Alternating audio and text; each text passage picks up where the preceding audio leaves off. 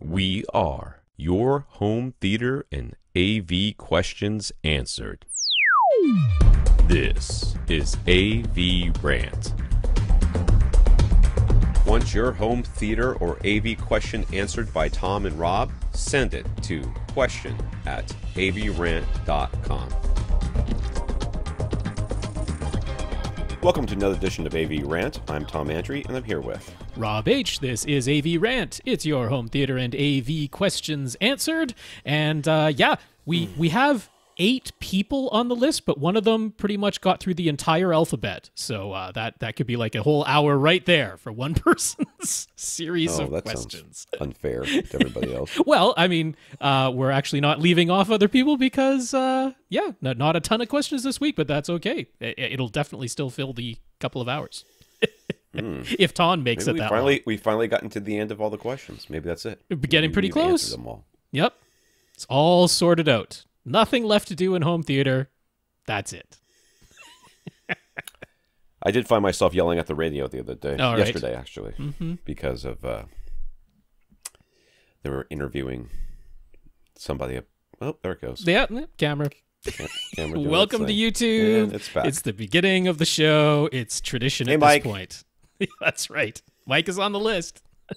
Hey, Mike. I started yelling at the radio because they were talking about the return to theaters. Of course, you know, with our upwards of 60% vaccinated here in the country, everybody's just willy-nilly taking their masks off, even though I'm looking around, I'm going, 40% of you people should be wearing masks. The CDC did say. But you ain't. Yeah. But you ain't wearing them. But that's okay. Whatever. So, so who did they talk to when they wanted to find out, whether or not it's safe to go back to theaters and whether or not you should go back to theaters and stuff? They talked to a movie reviewer. And what did he say? He said, you cannot recreate the large picture and the immersive sound at home. He said, you just can't do it. He also said you can't get that butter-flavored oil garbage that they put all over your popcorn at home either, which you totally can. It's sold in a freaking jar at of all the things anybody would say that is not true. Yeah, I'm like, you absolutely can. You absolutely can recreate the immersive sound and the large picture at home. The fact that you haven't done it, and then he talked about how much better it was to watch Raya and the Last Dragon or whatever it was. On the big screen versus watching it on the big screen with his kids, rather than watching it at home on his computer like he had done for his review. I'm like, why? Why would you watch it at home on your computer? Well, and why wouldn't you have involved your kids? I mean, there's like 1,000 ways to stream Disney Plus. Yeah, I didn't need to watch it on the computer. And why wouldn't you have involved? And why don't you have a home theater, nerd? What's wrong with you? So I was a little perturbed. That particular movie reviewer is apparently not a listener of AVRant. I mean, I will agree that if you were talking the literal room size of a full-size movie theater, then very few people will have that at their home. There are some exceedingly rich people who might. The big screen effect and the immersive sound is absolutely able to be recreated at home. You don't even have to try that hard. Well, there you go. That's why we still exist. Most of you just have to move your couch closer to the TV, and there's the big screen. You done it. Well, if your only 55-inch anyway. If your only screen at home is a laptop computer, then you got to get real close. I was just perturbed. Tell me you can't do it. It's impossible. Can't be done. You find anybody, dear listener, saying a similar thing? Point them our way. We'll sort them out. Straighten that dude out. Back of my hand. All right, this is AVRant, the podcast that answers your home theater and AV questions. To get your questions answered, all you do is ask us by emailing us a question at avrant.com. And yes, we can get you that big screen and immersive sound at home. Yes, we Go can. to www.avrant.com. Leave us a comment there. Facebook.com/AVRantPodcast. YouTube.com/AVRant. You can contact us directly, Rob at avrant.com. His Twitter is at FirstReflect. I'm Tom at avrant.com. My Twitter is at avrant_Tom. But if you want your question answered on this podcast, all you have to do is email question at avrant. In fact, all you should do is email a question at avrant.com. That is definitely the preferred way. Since leaving comments open on YouTube, I've seen an uptick in interaction there. I'm trying to make sure that people receive a response, at least if they're actually, asking something or asking for clarification. But yes, for getting on the show, question at avrant.com. Tom was making a wonderful face there for a while, stuck on his video, but now it is back, so... All right. Hey. Kind of back. Yay for Tom's weird face. It changed anyway. We're getting one frame every 30 seconds. It's an awesome frame rate. This is the future. It is. VRR. Here it is. I don't think it's my end. I don't know. Maybe it is. I can't tell. I think I don't know what's going on. It might be the USB port. It might be the camera. I don't know. Oh, dear. First of all, let's apologize to Keshaun. Keshaun, I think. Keshaun, I believe so. For some reason, my mind mixed his email up with somebody else's email, and I had labeled all his pictures correctly. Okay. But last week, what I told you what I do is when I get the photos, I put the person's name and then some sort of identifier after that tells me what the photo's about. Right. And then I upload them en masse into the AV Gadgets website. So I hadn't labeled them all correctly, but my brain had seen another email where somebody had signed their email address had said one thing, but their sign name said Kerry. Okay. And I had mixed up, not Rob. I had mixed up and had thought that Keshaun and Kerry were the same person, but they're not. So last week we mentioned the great pictures that I got. They were from Keshaun and Kerry. Send us some better pictures, I guess. I don't know what to tell you. So, well, wasn't there a Kerry who sent you pictures as well? I think there was. Not those same Maybe ones? his pictures were also very good. I don't know. I don't remember. Kerry, I'm very confused over here. So okay. It was my fault. So Kerry, Keshaun, all of you, thank you. Whatever. Well, sorry. Keshaun, not Kerry. Apologies for that. Completely by accident. Absolutely. Right. That was all my brain. Not trying to do anything on purpose there. So hopefully you will accept our apology. Yeah, that was one of the YouTube comments. He's like, yeah, but my name is what I signed. It's not Kerry. I'm like, oh. Darn it. We screwed that up. It will live on forever because we said it out loud. So I could change the text. We're not going to go back and correct it. I changed the text in the show notes, but that's as far as I'm going. I'm not pulling down the video and re-editing the audio. So please do not blame Rob for that. That was all me. I don't know why my brain did it, but it did. It was just my brain. It must have just been the letter K. That's enough. The fact that I had gotten somebody's name wrong is if you knew me at all in real life, like outside of this podcast, you'd be like, yeah, he gets names wrong. I called a dude, I don't remember what I called him, but his name was like Brian, and I called him, I don't remember what it was. Not for like Brian. 2 years before somebody corrected me. Right. Somebody went, why do you keep calling him that? I'm like, I thought that was his name. Isn't that his name? And they're like, no. I'm like, oh dear. They're like, and then they looked at me and they're like, oh my God, that's hilarious. I'm going to start calling them that now. I'm like, no. I'm so hesitant to use people's proper names for that reason. I give everybody I'm like that nickname guy because I give people nicknames because it's easier for me for whatever reason. My brain does nicknames better than whatever. Anyways, we want to give a special shout out to the HG guys, RM Braden, of course. They will be posting their 1,000th episode of the HGTV and Home Theater podcast this week. So we are on 755 and they are on 1,000. That's so, right. By congratulations, the time guys. You are hearing our episode, their episode will be out, episode 1,000. They were running a giveaway that is being furnished by SVS. SVS. Very nice of them. By the time you're hearing us talk about it right now, it's too late to enter, so that's why I'm not going to say go I tweeted get it or retweeted it or something. It so, was yeah, retweeted and all of that stuff. So there you go. Congratulations to them. That's quite the milestone. Obviously, they have been doing podcasting really very close to when podcasting began. They were one of the earliest to really popularize it, and to still be going strong as they are is really remarkable. We hope to get there someday. And yeah, congratulations, Ara and Braden.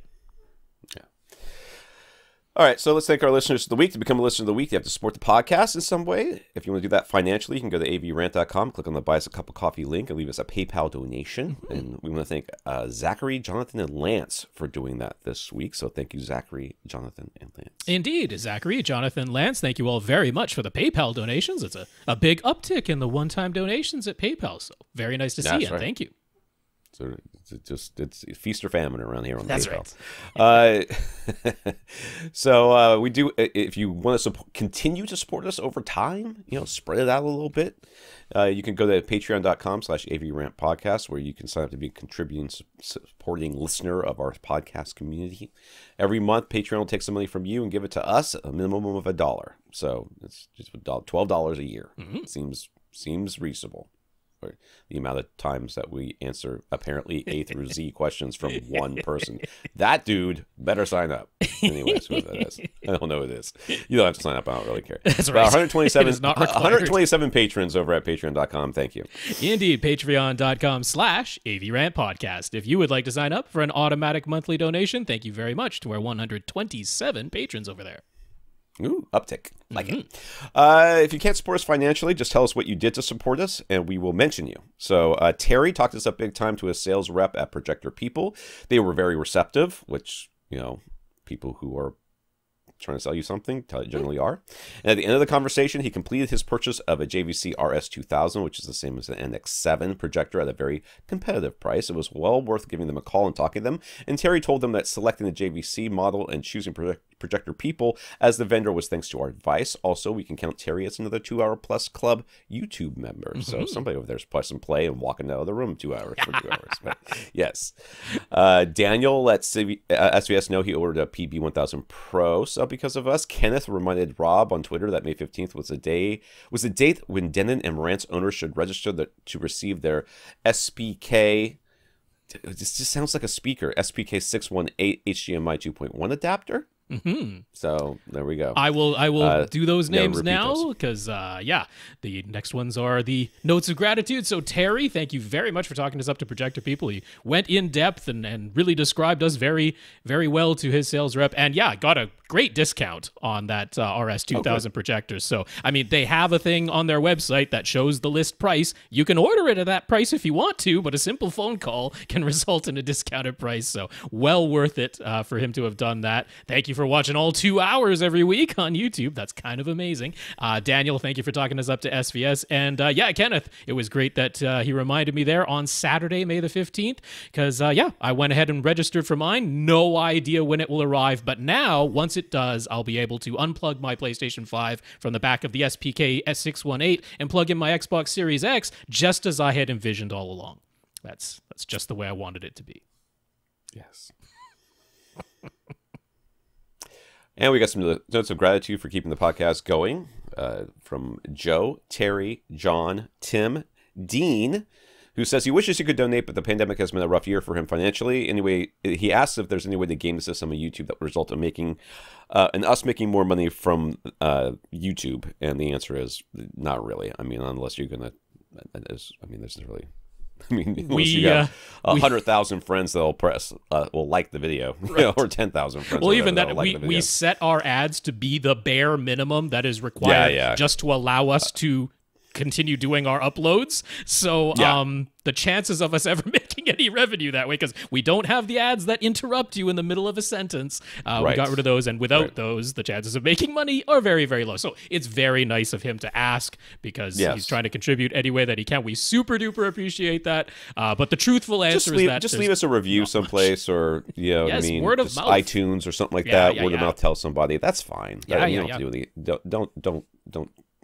Don't worry about it.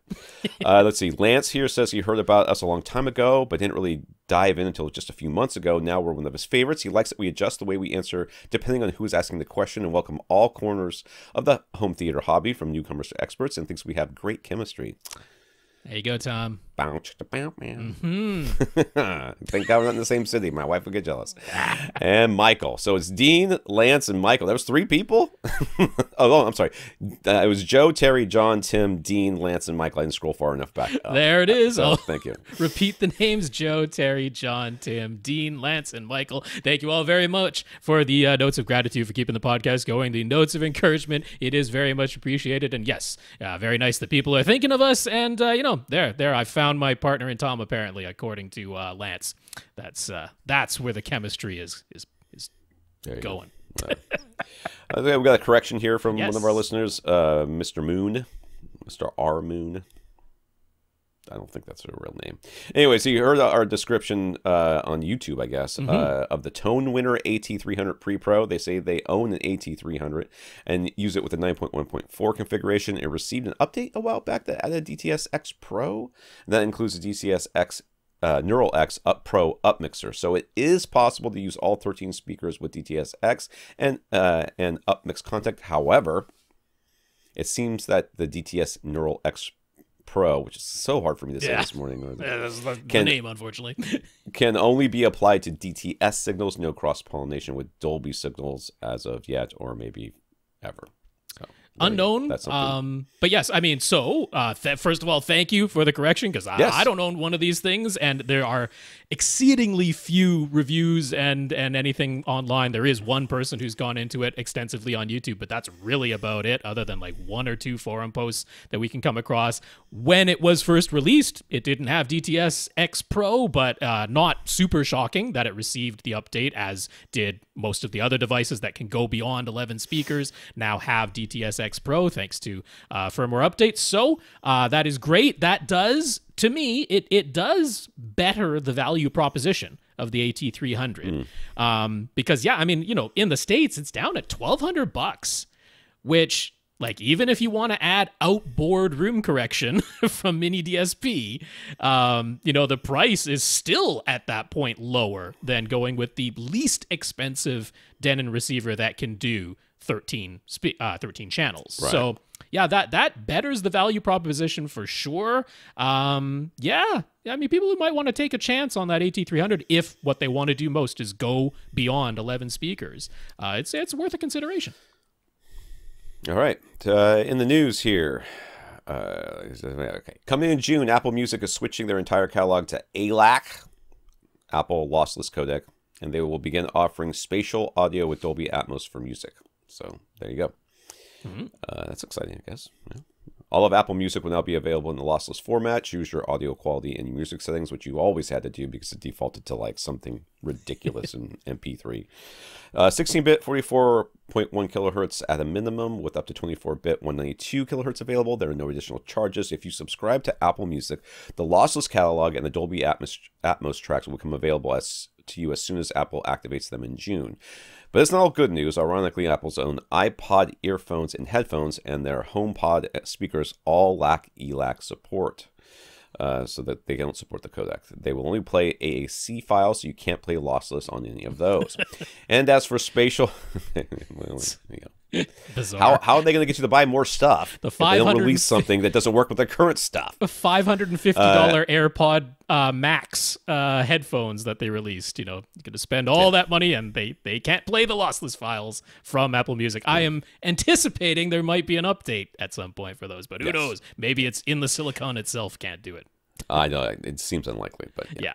And as for a spatial audio with Dolby Atmos for music, that will only work on Apple's devices or with an H1 or W1 wireless chip, or on the built-in speakers.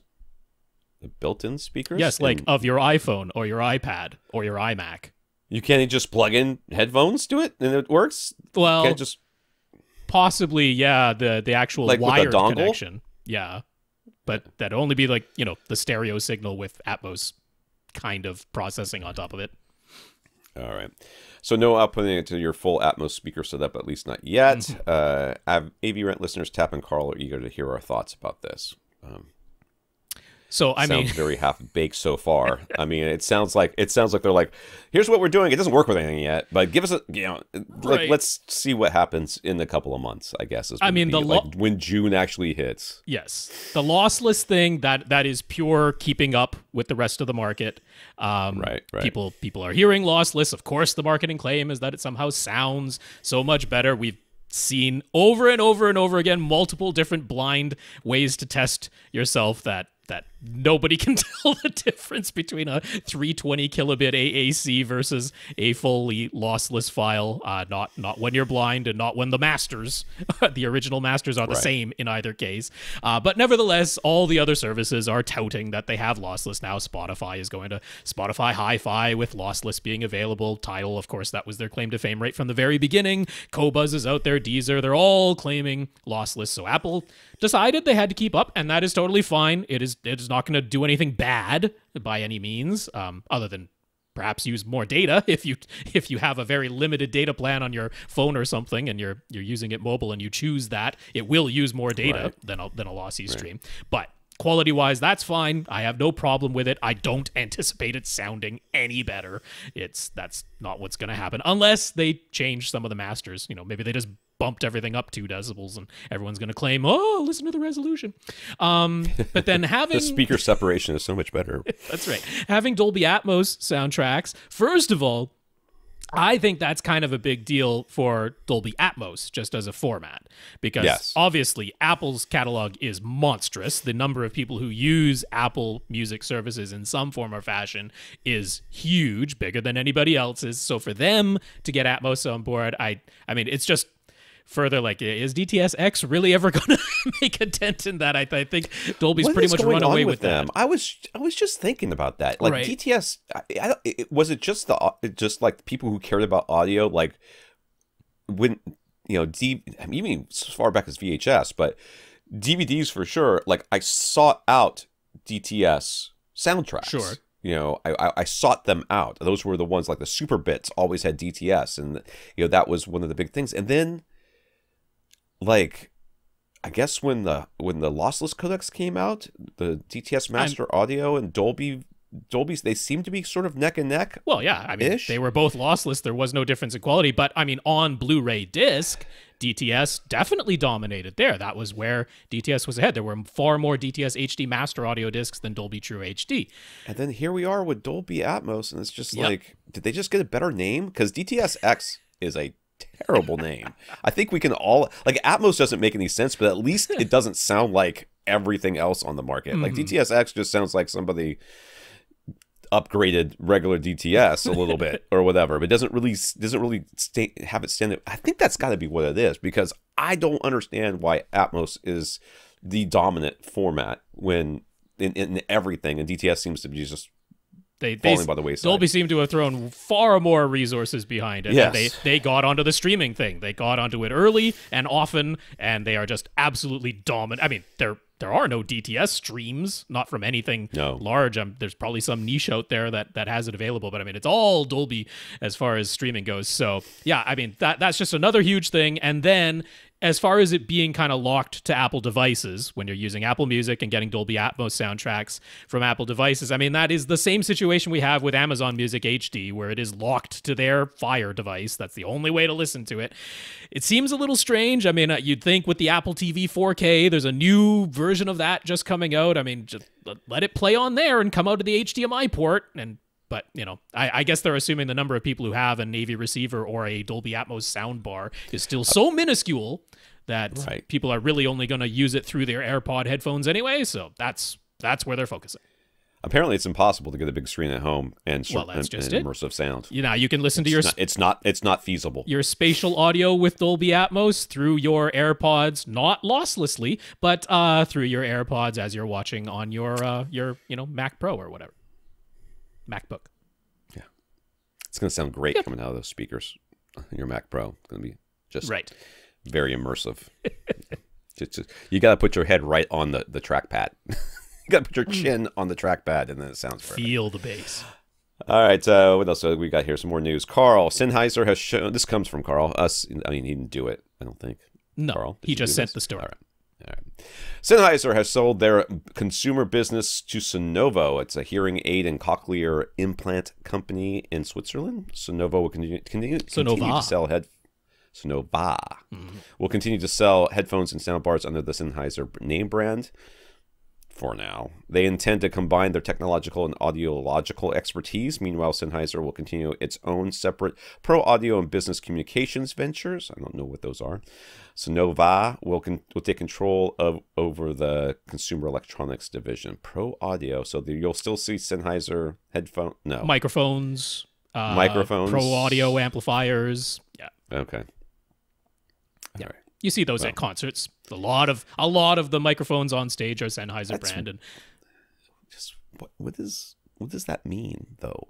I mean, is this company really going to continue to sell? I mean, whatever. I mean, headphones, right? Mostly headphones is what we know them on the consumer side, and that is no longer owned by Sennheiser itself. They're going to continue using the Sennheiser name because Sennheiser is a more recognizable headphone brand than Sonova. Right. But Sonova is taking over all of that. We'll just have to wait and see so what ends up happening. If you've ever had your eye on a high-end Sennheiser headphone, you might want to snatch it up right now before they start getting made by this other company. I do like like the notion, though, that perhaps this combination of a primarily hearing aid company with the Sennheiser brand might mean, more smooth transition from, say, having a pair of headphones that works for hearing aid users, so that they can listen to television and that more easily, things like that, getting into more accessibility. Because I think the accessibility market is still underserved. And that would be quite a nice thing, honestly. I tested a set of headphones that was, I don't remember if it was built by a company that did, it was meant to be very invisible. So it was more like one of those itty bitty. Anyways, they were so bad. I sent them back and said, I cannot review this. You do not want me to review this. This thing is garbage. Throw it away. And I never saw them again. Like I never saw that company online. Never saw the headphones sold anywhere. I guess they probably got the same response from anybody. But yeah, I'm hoping that this is a good thing and not like no longer buy Sennheiser ever again. Yeah. But we will see. So this also comes from Carl. Amazon appears to be getting serious about buying MGM. Unconfirmed reports are that they've offered $9 billion to acquire the movie studio and its properties, including James Bond, the sexist of all the sexist superheroes. I mean, it is the most recognizable franchise that MGM owns. So I love James Bond. I grew up on James Bond. I'm going to tell you, when I point out that James Bond is sexist, it's fine, okay? Because I will watch those movies forever. I was actually in Udaipur watching the James Bond movie that I don't think I can say the name of because of terms of service places, but that was shot in Udaipur. Like they showed it every night at every restaurant. You could have dinner and then watch the movie that was shot there. It was just a terrible movie. I'd never seen it before because it was so bad. But yeah, I mean, this is not at all shocking. You're gonna, Amazon is. My son is studying. One of my sons has been studying about. I think it's, I don't know exactly, but he's been asking me a lot about Ma Bell, like back in the day, before it got split up, and I guess they're looking at monopolies and stuff like that. And I'm looking at Amazon, going, dude, you guys are just begging for it. just you're like you've got the big red shirt on that says "Come at me, bro." I mean, all the US government's going, all the huge tech companies. MGM has basically had a for sale sign for quite a while now. I mean, they had sort of that partnership with Sony Pictures because a lot of things had both the Sony logo and MGM logo on at the same time. But yeah, I mean, MGM as a independent studio has been basically for sale for quite a while now. So yeah, nothing's finalized yet, but these are the reports. If it happens, then you heard about it here. I will say that I'm getting very tired of seeing shows movies pop up on Netflix and kind of trending on my news feed, and then going to watch them and get like 10 minutes into it, go, this is a flat out garbage piece of crap movie. And I'm the type of person who doesn't like to stop things that I've started. Like I started watching The Comedian last night, and I was like, oh god, this is terrible. Well, I'll just power through. I'll just watch the whole thing. So I'm not the kind of person who likes to stop stuff, but I've had to start doing that. Like my son and I watched some terrible Netflix horror movie. I can't remember what it was called. And we got to the end and we looked at each other and go, where was the scary part? Like, when was it supposed to be scary? We started watching I think it was Schitt's Creek. And my son said, this is scarier than that scary. Like, okay. The scary thing is all the time you wasted. Horror. Yeah. So, all right, some comments here. Jay says, thanks so much for going through all of his questions last week. Just to follow up on a couple of items. He inquired at Quebec Acoustic about the movie theater style seats that they offer. The nicer ones with the rocker action and fold up armrests are $700 Canadian. each before taxes. That's when his wife reminded him that their 2 dogs wouldn't be able to lie down in the chairs where the seats fold up anyway, so they're going with a couch. So money saved there. Yeah, dude, that was, yes. The idea of having like I've actually owned, like there was the school district that I worked for up in Jacksonville, which is, there's only one Duval County School District. Anyways, they had like a clearing out sale. They would do this all the time. Like some school would get shut down or some building would get renovated, and they take everything out and they take it to this warehouse, and then they just basically auction everything off, like on every one Saturday a month or something like that. And they had this row of 4 seats of wooden chairs. That were from a theater, and I was like, I'll put these in the back row. It's going to be awesome. I got on my side and went, these suck. I don't want to sit in this. So they just lived in the garage until I moved away. Yeah. Let's see here. Let me see. Still Jay? Then he wanted to comment about the seating riser plan, where he mentioned using 2x10s for the perimeter, but 2x8s for all the stringers. Aside from the lumber cost, the main reason for that plan is to avoid having to either plane or shim all the stringers. As we know, existing floors are not 100% level and even, and lumber is definitely not 100% straight and flat. So getting a riser to sit perfectly flat is a huge challenge if all the stringers also touch the floor. So, excuse me, he will go with just joist hangers, ample cross bracing, and double deck on top, despite the lumber cost that should keep it plain rigid. And as we mentioned, it's a one-time cost, so you might as well do it right the first time. Yeah, that is true. Okay. Yeah, that's a good point. A very valid argument for it. Yeah. Yeah, I mean, in my head, I sort of, like, as I mentioned, I would actually have the piece on the bottom. It's fully enclosed, so that kind of removes the existing floor not being fully flat and you gotta perfectly set level. it on carpet, right? You gotta send it on carpet anyways. Well, right? his wasn't going to be on carpet, so. Well, I would. I'd put a rug underneath it anyways. You put a pad. Something. Yeah. Yeah. Just then that'll even. And then you can get the like engineered joists. Those actually are straight and flat. Right. But yes, who knows? Today the engineered joist might be cheaper than bulk lumber. So stupid. Yep. Everything's dumb. I've been dealing with the gas shortage here in Florida. In the town where none of the gas comes from that stupid pipeline that got hacked. People are just going nuts. But you know, the upside was, like, Friday, there was no traffic. Nobody was driving. I was like, this is great. You guys should be stupid more often. But just on Friday evenings between like 4:30 and 5:30 when I have to go pick up my son. All right, here's some questions here. Joe. A few weeks ago, Joe asked about projector options for a huge projection screen equivalent to 225-inch diagonal if it were 16:9. We said that with the intended 1.0 gain screen, he should probably be looking for something that can output at least 7,500 lumens and ideally closer to 15,000. And we said to have a look at the offerings from Barco. I remember none of this. Joe is hoping to... I said it. I know it happened. I'm sure you did. I was probably looking at Facebook. Joe is hoping to keep the price lower. Yeah, well, you should get the screen smaller. So what about potentially stacking 2 projectors? Could something even like a pair of Epson 5050 UB get the job done if they are properly positioned to superimpose and both light up the screen at the same time? Why do I feel like that's not going to work? Is that something that actually works? Well, yeah, it's not the simplest thing, but it's absolutely doable. Now, first of all, I got the math wrong. I don't know whether I plugged in nits instead of foot Lamberts or if I used 225 inches as the width instead of the diagonal, but I got the math wrong, and you don't need 7,500 to 15,000. You would want a minimum of 4,500, but that is considerably less than 7,500 as far as the lumen output goes. If you got upwards of around 6,000, and this is like real lumens. This is not the claimed lumen output, which is only going to happen in the brightest, most inaccurate picture mode that the projector has. This is real lumens coming out of the projector. 4,500 to 6,000 would be really nice for that screen size. But yeah, you don't need as many as I said.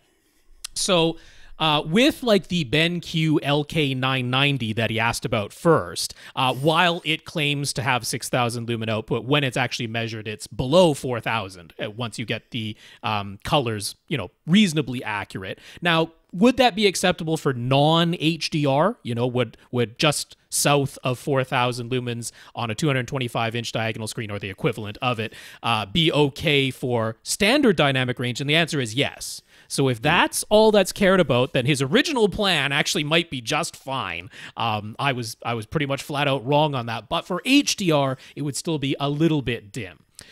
So as far as stacking projectors, that is a thing that can be done.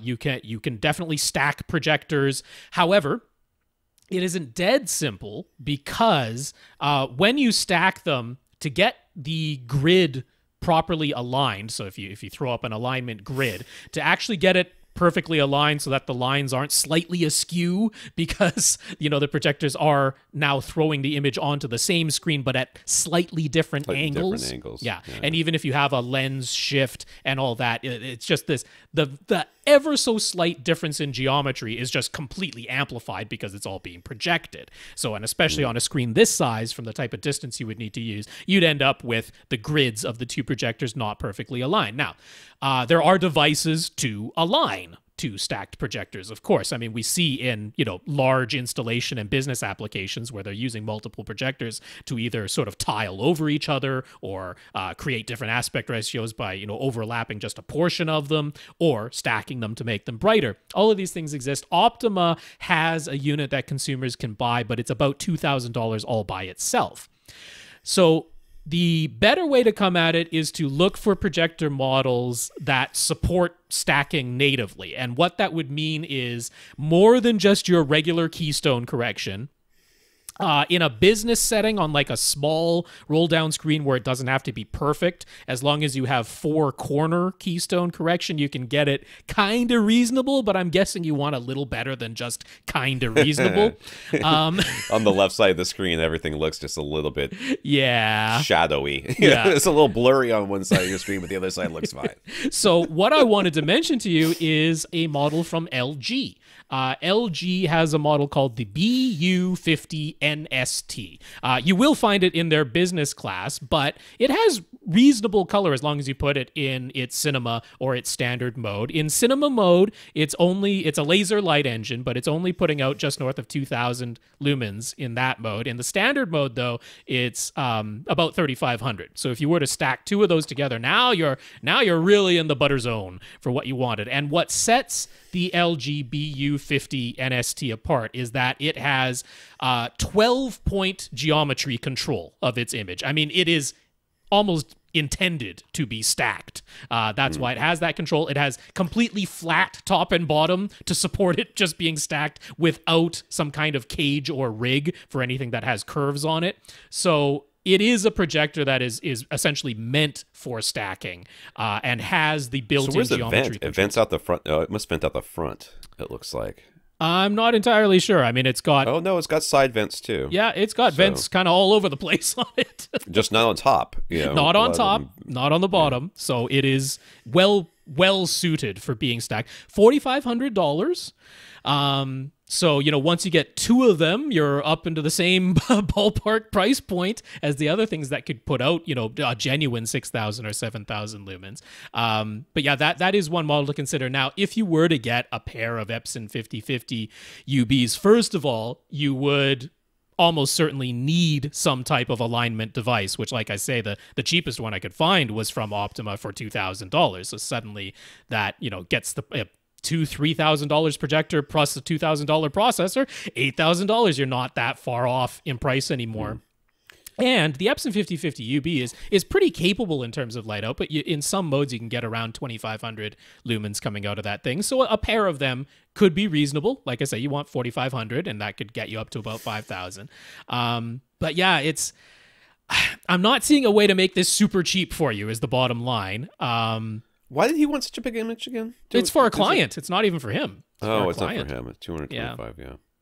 So... I mean, it's a 4K projector. Yes. Yeah. Well, I mean, that's what I like about that LG is that it's really meant for this. It is 4K. It's a laser light engine, 20,000 hour lamp life, or laser life, lamp life. So, yeah, I mean, it ticks a lot of boxes, but if you are going to stack two of them, that's $9,000. It's no cheaper than a lot of the other options that can do it in a single model. So, the question as wrote, can it be done? Yes, it can be done. Here's a model that can do it, quite nicely. If you get the outboard processor, you can use other projectors, and still get that geometric alignment, but you do need to spend on the processor to do it. There are certainly cheap business projectors that do have like 4 or 8 point keystone correction, and can do a reasonable job, but then the image quality for movie viewing is business class projector. So right, yeah, it's a bit tough. But honestly, going all the way back to it, if all you want is standard dynamic range and not high dynamic range, his original plan of that BenQ LK990 is not the worst idea. That would give you the sharp image, good colors, and not quite enough lumens for HDR on that screen size, but enough for SDR. All right. Gurinder has a JVC X790 E-Shift projector. When he powers it on, the motorized lens cover moves out of the way with a steady whir sound from the electric motor. Then a few seconds later, there's a sound of what Gurinder is pretty sure is the lamp iris opening. He says there are two irises in the 790, a lamp iris that you can set to a fixed position to control the maximum light output of the lamp, and a dynamic lens iris that helps boost the dynamic contrast of the image. That second sound that comes after the lens cover, it is not steady and smooth. It sounds like a quiet, rapid ticking, as though the iris is sticking slightly as it is opening. And apparently he took a video of this. Mm-hmm. It is very quiet if you're going to try to listen to it, Tom. Right. So it's hard to hear. I'm not gonna. So he found a number of people on forums mentioning the lamp iris problems that ultimately required a repair or replacement. However, all of their example videos had much louder noises and really sounded as though something were stuck or grinding badly. In most of the reported cases, the lens iris wasn't moving at all in response to changing its settings in the menu, or it would suddenly jump multiple steps rather than going one step at a time. So far, he hasn't had any of that kind of trouble. It's just the sort of rapid ticking sound that it makes that has him concerned, and maybe his lens iris is on its way to failure. He emailed JVC about it, and they replied that it was normal. But then he's seen other people reporting that JVC also told him nothing was wrong at first, and only to eventually have to authorize a repair or replacement for the iris. So, do we know what it's supposed to sound like? Is this a precursor sound to a failing lamp iris? So, this is like me after I wash my bike. Okay. After I wash my bike, any noise that it makes is suddenly a bad noise. So, and then I have to take it into the bike shop, and they go, "No, it's normal." I'm like, "Okay, I'm just making sure. Just making sure it was done." Yeah. So he is noticing this. Maybe he's read about it and then started listening, and now he's noticing it for the first time. My guess would be that this is normal, that this is normal operation, that it may be a precursor to it breaking, but until it actually breaks, there's nothing you can really do about it, so ignore it. But Rob, what do you say? Yeah, so I mean, I don't have the firsthand experience to tell you for certain that this is exactly the way it should sound, or that there's anything potentially wrong. However, the lamp iris is a stepped iris. It goes in steps. It is not just a completely smooth, fully variable iris. It goes in digital steps. So to hear it kind of go when you first power on, I'm like, that's not out of the question to me, because it is going in steps. It isn't just going, fully variable. It's got the little steps. Now, the noise in the video that he gave to us, yes, you can hear it, but like it's quieter than just the lens cover opening. That opens, which is and then you hear and I'm like, that sounds pretty normal to me, if I'm being honest. Like, if you have like a camera lens shutter sometimes, or like even on a camcorder, and you'll hear it make that same sort of sound on startup. And anything that is a stepped iris like that, like if it has a different f focal lengths or f stops in it or something like that, it's stepped and not fully variable, sometimes you'll hear that type of thing. It honestly, Gurinder, it did not strike me as a bad noise that you heard. I completely understand what you're saying, but it sounded nothing like the people who are reporting problems with stuck irises. It sounded nothing like that, and you're not having the issue where it isn't, like where it's sticking in operation as of yet. So I wouldn't panic about it. It doesn't sound bad to me. It's really quiet and doesn't sound out of place. But I can't tell you for 100% sure that that's true. It's possible that it's supposed to sound smooth. yeah, that's just my take on it. I don't know for sure. So please, anybody, because we know we have JVC projector owners for sure. If you own a JVC, own one, yeah. Please let us know. You might have to put your ear right up to it, but you'll hear the lens cover go. That's easy. It whirs across, and then if you hear a little thing that sounds like chit chit chit chit chit chit, like a iris that's opening in steps. If that's normal, please let us know. Yeah. So mine has the same thing. It has a cover that opens. And then you can hear the iris open, and it opens all the way, and then it closes back. You can hear it, and then it comes back. That's the lens iris, the dynamic iris. Yeah. This one has two irises. It has one that's just in front of the lamp. That's a stepped iris. Sort of think that if it started I've heard it so many times, I don't listen to it anymore. Like I know it's happening, and I don't really listen to it. I sort of think that if it made a different sound, I would pick up on it. Yeah. So, but if it started making different sounds slowly, maybe I wouldn't. So I understand his concern. But yeah, let's get some of our listeners to take a view of this video. It'll be in the show notes, and you can blast your AirPods and Dolby Atmos. Yeah, you got to turn it up to hear it. That's for sure. Yeah. Tim says he's been away from the home theater hobby for several years, but now that he and his wife are preparing to finish their basement, he's getting back into it in a big way. Construction will hopefully start this summer. At the moment, the basement is completely unfinished. All concrete foundation with minimal insulation is exposed, as are the steel support beams and posts and wood ceiling joists. The entire basement is roughly 49 feet wide and 36 feet long. He intends to turn one corner of that into the dedicated home theater, 16 by 21. These dimensions work well to naturally fit within the existing steel support beams and posts, and using this particular corner of the basement will result in there being no windows or other openings other than the door to the theater, so we can have 100% light control. With this proposed layout, there will be a small alcove in the theater's back right corner where he intends to position his gear rack. The wood ceiling joists are 9 feet. Or at 9 feet. The steel support beams that run the entire width of the basement are 1 foot lower. So he was planning to finish the ceiling with a drop tile ceiling at that 8-foot mark. There's a duct on the back wall, but that would be above the drop tile ceiling if he sticks with that plan. The only other protrusion is a drain pipe on what will be the theater's left wall. But if normal 2x4 framing is used in front of the foundation wall, that will cover the pipe. Wait. What does theater back right corner? That doesn't look like a back right corner. Oh, I see it in now. The diagram, it's the upper left, but yeah.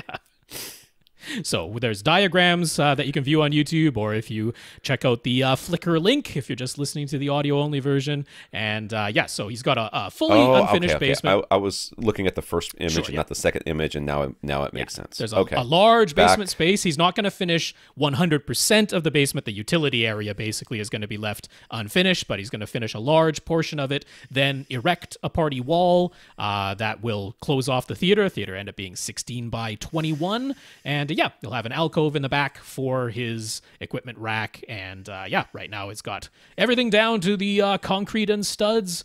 Steel supports are visible, and a few things to work around, but having that drop tile ceiling is basically gonna take care of most of it.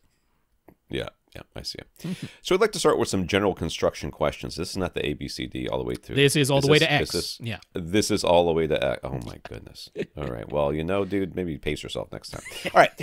He doesn't require 100% soundproofing. If some sound leaks into the rest of the basement, that's okay. And the bedrooms of this house are 2 floors away. So if some muffled sound leaks into the rooms directly above the theater, that's okay too. Nevertheless, he wants a good experience inside the theater, so he wants to strike the right balance between reasonably controlling sound transmission but not going overboard and spending way more than he needs to. So would insulating the entire ceiling, including the finished area beside the theater, plus acoustic ceiling tiles be sufficient? Should he use rock wool safe and sound for insulation? You don't need to do that for this. No, you don't have to do rock wool. You can just use regular insulation. Right. But the most important thing about getting sound to not transmit throughout the rest of your house is to decouple everything as much as you can. I would say it's actually gaps. Gaps is the number one thing. Yeah. Gaps of any kind. Yeah. So, what you've got, right, what you're talking about is a drop tile ceiling, right? That's going to be like a foot lower than the joists that are up there. That's right. So, if you were to insulate the joists, right, like normally would, and then I mean, he could actually just do like a hat channel or something like that on the ceiling to decouple like a layer of drywall, and then do the drop tile ceiling below that, and then put more insulation up there.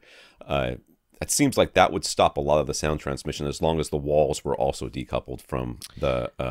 But the question is, if he isn't that concerned about full soundproofing, I mean, but I think that the thing that will more likely be the issue, because I'm not worried about treble or actually even sound getting out. I'm worried about vibrations, like low bass vibrations, like when you're watching at night or with anybody else. I'm worried about those sounds transmitting through the structure of the home more than anything else.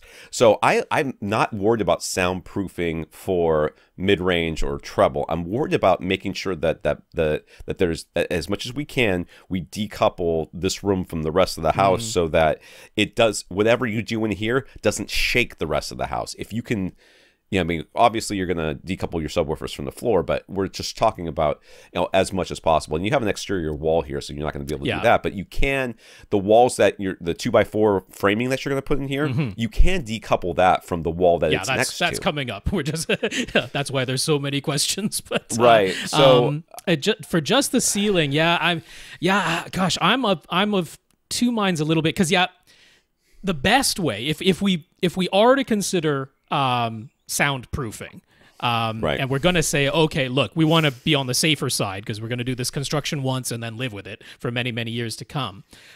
If you were, and this doesn't have to be for the entire finished area, this could be just in the theater. If you were to install a drywall ceiling that you're not actually going to see, it's just that you have the drywall ceiling, and then have the drop tile ceiling below that, which I know seems like very unusual construction. But if you were you wouldn't have to finish the drywall. That's the thing. Oh yeah.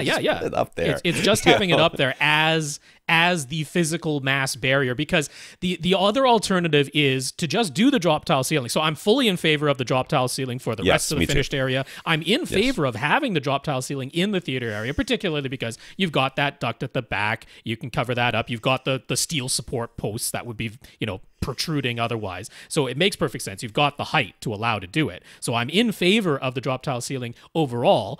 It's just that if you do run into any soundproofing issues where it is transmitting throughout the whole house, getting up to those bedrooms that are 2 floors away, because as soon as it's physical vibration, you run into that issue, then you would have to go back and put in some kind of mass layer above that drop tile ceiling, which you could kind of do with like mass-loaded vinyl, and you could even theoretically retrofit that, because you could take down all the ceiling tiles, put a layer of mass-loaded vinyl up there above your drop tile ceiling, and put your ceiling tiles back. It's not completely impossible to do it after the fact, but if you were to just do a simple single layer of unfinished drywall to finish off the ceiling just in the theater area, and then do the drop tile ceiling below that, then you avoid all that to begin with, and you're going to have decent soundproofing right off the bat.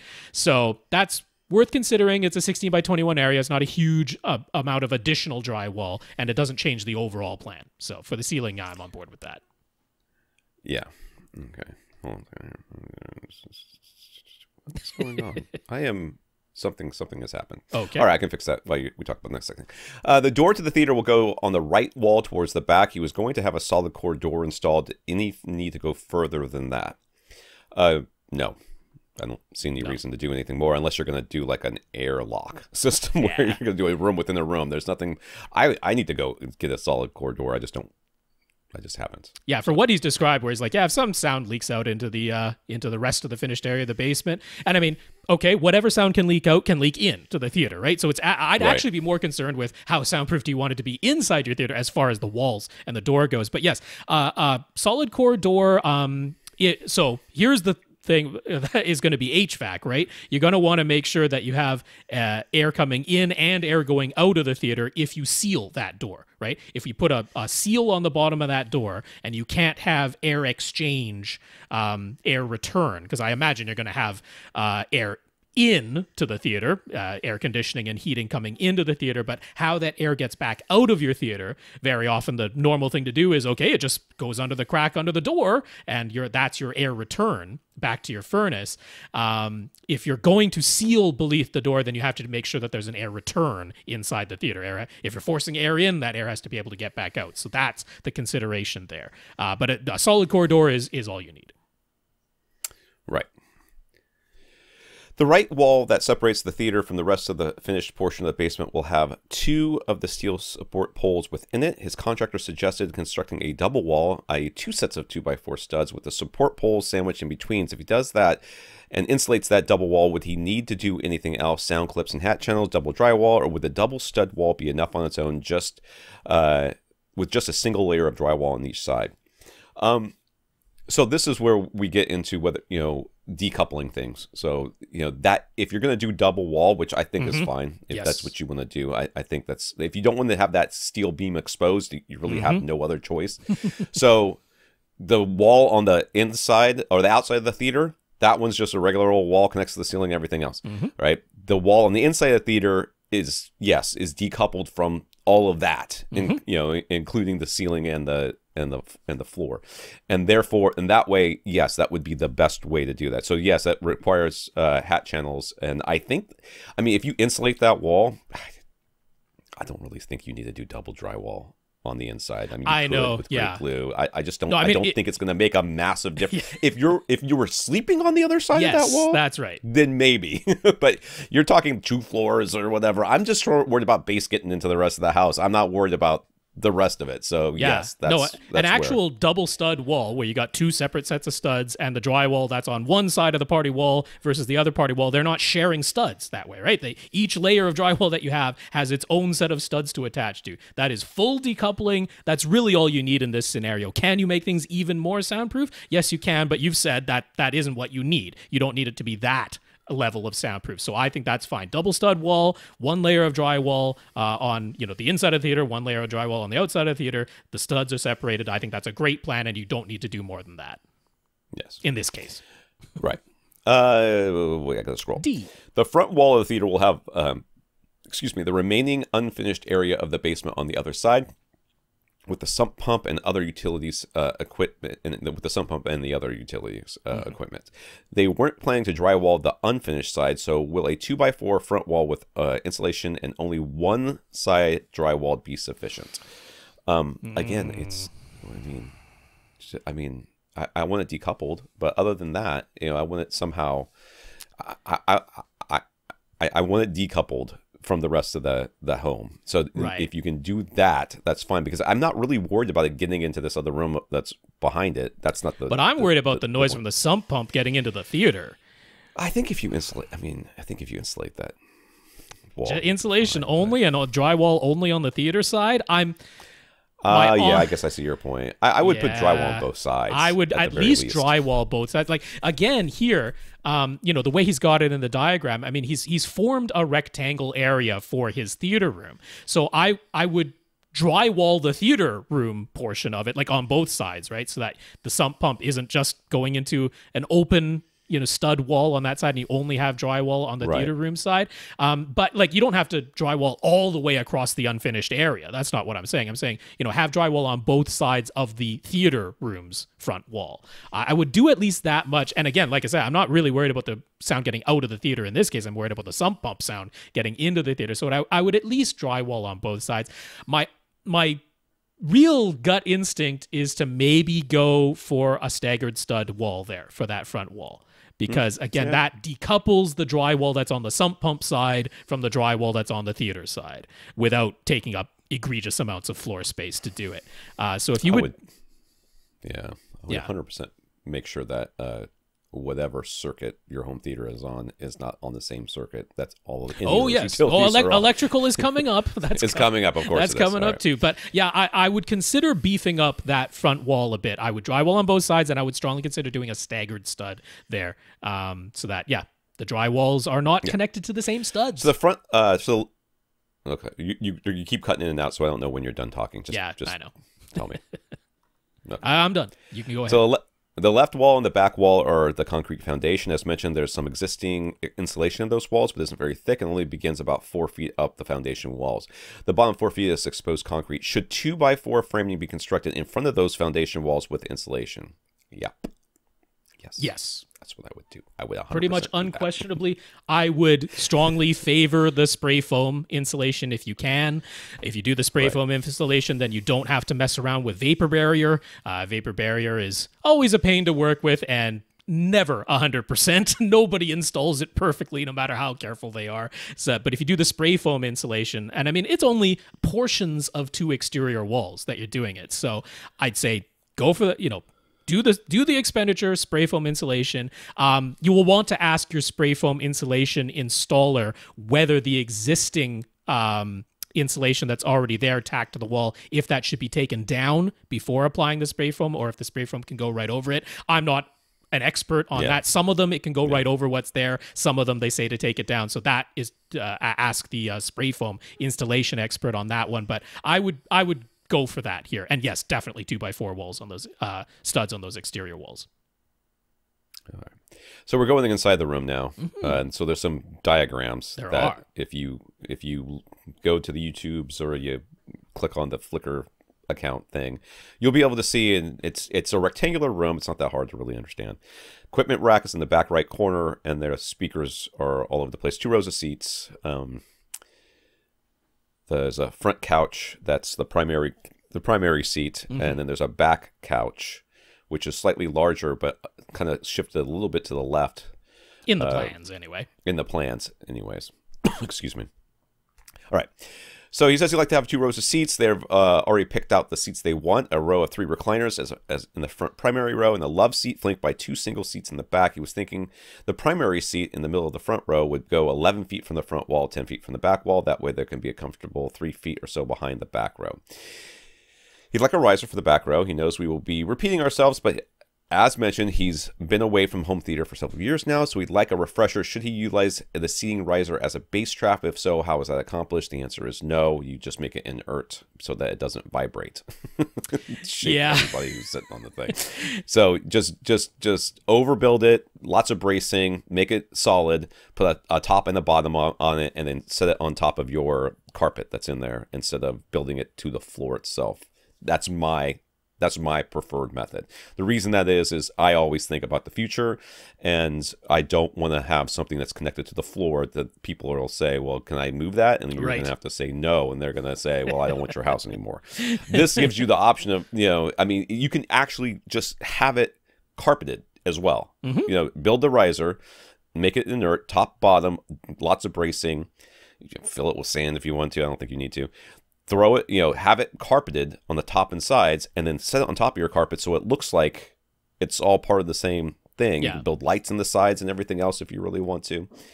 And then just put it on top of your carpet, and that way you can move it. The other thing I would do it. Yeah, the other thing you can do is that if you don't end up fully carpeting the entire theater room, because basements, you don't always necessarily want to have installed carpet, and that totally makes sense in a basement setting. Plus, he is going to have the drop tile ceiling, so in terms of acoustics, having a full acoustic ceiling tile is actually better than carpet. It's considerably better than carpet acoustically. So in terms, we're not worried about that. So if you don't have carpet to set the riser on top of, just some of that rubberized, like what would go on a subfloor anyway, the rubberized subfloor, you put that underneath the riser, and that becomes the thing that is squishy and stops the riser from, directly vibrating or anything like that. But yeah, I'm not...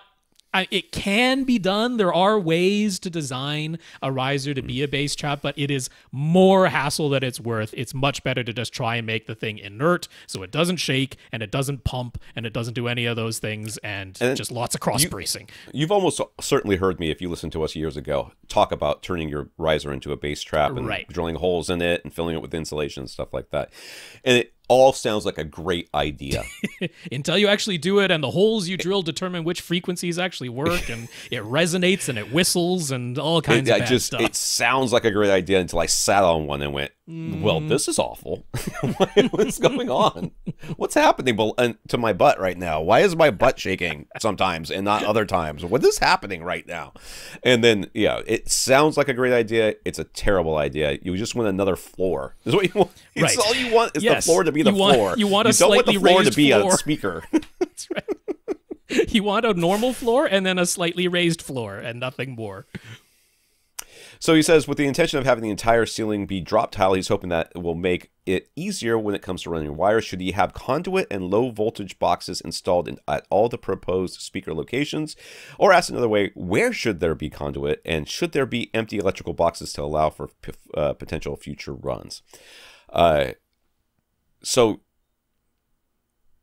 you are correct in that this makes your life extremely easy when it comes to running wires. Oh, drop tile ceiling is great. I literally cannot express to you how much easier your life is going to be because of this drop tile ceiling. Now, that being said, could you put conduit going down to your speakers in the walls or going to your subwoofer positions that you're planning and stuff like that? You can do that. You can. I don't think there's any reason to. I think that for you just speaker wire, no, yeah. Well, even for the subwoofer, it's just an RCA cable. That's It's right. low voltage, and you just fish it down the wall, which you can have full access to because it's right there. And then you fish it down the wall, and then you can install a plate at the bottom if you really want to. That has the female side on both ends, and you plug the wall side into one and the in the room side to the other one. Then run the speaker, the RCA right directly to your subwoofer. I wouldn't. Not for that. This. Yeah, where you want conduit is for any wires that might need to be replaced. So the odds of you replacing a speaker wire, I would just run the speaker wire to all potential locations because the cost is minimal. And when the walls are open anyway, and then you're going to have a drop tile ceiling on top of that, it's dead simple. So I wouldn't bother with conduit for those types of wires, but for your HDMI cable that's going to go to your projector, I would definitely run that inside of a conduit. At least in the wall portion, right? You don't have to for the drop tile ceiling portion, but for the back wall portion, if that's being fished through the, actual studded back wall. However, you're going to have your equipment rack in that back little corner. Back wall anyways. if the HDMI cable came out of the drop tile ceiling behind your equipment rack, would you really visually notice that? So, this is what I would do. I would not bother with conduit in this anywhere. One? Yeah. And the reason is because I would put one of those nose things on the wall. You know what I'm talking about? It just looks like a nose, and the wires come out the bottom of it, sort of thing. Yeah. And I'd put that behind my rack someplace, a nice big one, like whatever. And then I would just fish the wires down that way, directly to it that way. And then HDMI, all that stuff, you could pull it anytime you want. Behind the rack, you could just have a curtain. He's 100% right. You could just put a little curtain back there and then drop all the wires behind the curtain. And that's Bob's your uncle. If you see anything behind that equipment rack as it is, you could just cover it with a curtain and have everything else just going up through the drop tile ceiling directly. And when it comes time to move, you replace one drop ceiling tile, right? That's the cosmetic fix for the next owners, right? Really. It's just so easy. So in this particular scenario, since you're going to have that lovely drop tile ceiling, I don't really think you need conduit. The one place that might be different would be if you were going to do flat panel at the front wall, and it's going to be mounted to the wall, to the wall itself. Yeah, and then you're going to have. I still think you could get away with just the nose thing. I yes, still think you could. You still could there, but that would maybe I'd have conduit in the front wall just to get from the drop tile ceiling down to where the flat panel is mounted. But he's going for projector anyway, so I don't. Oddly, we're huge fans of conduit. Please don't anybody listening to this think we don't. No, we're huge fans of conduit, but you've set up this room so that you don't really need it, and that's great. Yeah, that's what I do. I 100% agree. So, anything else on the construction side of things you might be overlooking? HVAC. Just make sure you're. Well, I was thinking HVAC and flooring. Make sure you float your flooring, so and that's dimpled plastic. Right. With, the subfloor. Now, as mentioned right now, because lumber costs are so crazy, you might find that going for the dry core, which is it's already made, insulated, and floating, like that by itself, that's all you need. You might find that just installing dry core, especially in a limited area like this, is all you need to do and costs less than normally putting down dimpled plastic and some layers of plywood or OSB is way cheaper. But right now, it's crazy. So you might just go for the prefabricated dry core basement floor tiles, and that it like separates your floor right away. So that's one thing there. But HVAC was the other thing I was thinking of too. He Because didn't ask any questions about HVAC. I don't know what the plan is there, and that's a big consideration. It's big. You want this to be a comfortable room to be in. Like I said, since this room has no windows, no doors, I don't know if you're planning to seal beneath the door. You've got to make sure that forced air in has a way back out. Now, you're really close to all your utilities. They're just on the other side of the front wall. So, in terms of routing, that shouldn't be a problem. Right. Can you just get another? Do you have because this is a 2-story house anyway, so do you have zones? Yeah. Three. Okay. Well, the basement. Do you have zones? Right. Because if you have an option of having a zone that's just the home theater, that would be great. That would be sweet. Let's do that. Yeah. But definitely, your HVAC guy's going to give you like, we just run it from here to there. It's right there. Right. You don't have to do anything. Yeah. You want to put extra. Well, yeah, because you've just installed a big resonant pipe to channel sound into and out of your theater. HVAC is a big consideration. Like right on the other side of that wall, you just want this like snake of flexible HVAC conduit, just like lying on the floor for no reason. This big pile of it, and what that'll do is that'll just cut down on the sound transmission of the air going through the pipe and into your room. Now, thankfully, yet again, because he has a 1-foot deep drop tile ceiling, the ability to route flexible HVAC ducting just inside the theater area, but it's flexible and has bends in it so that you decrease the sound transmission of anything.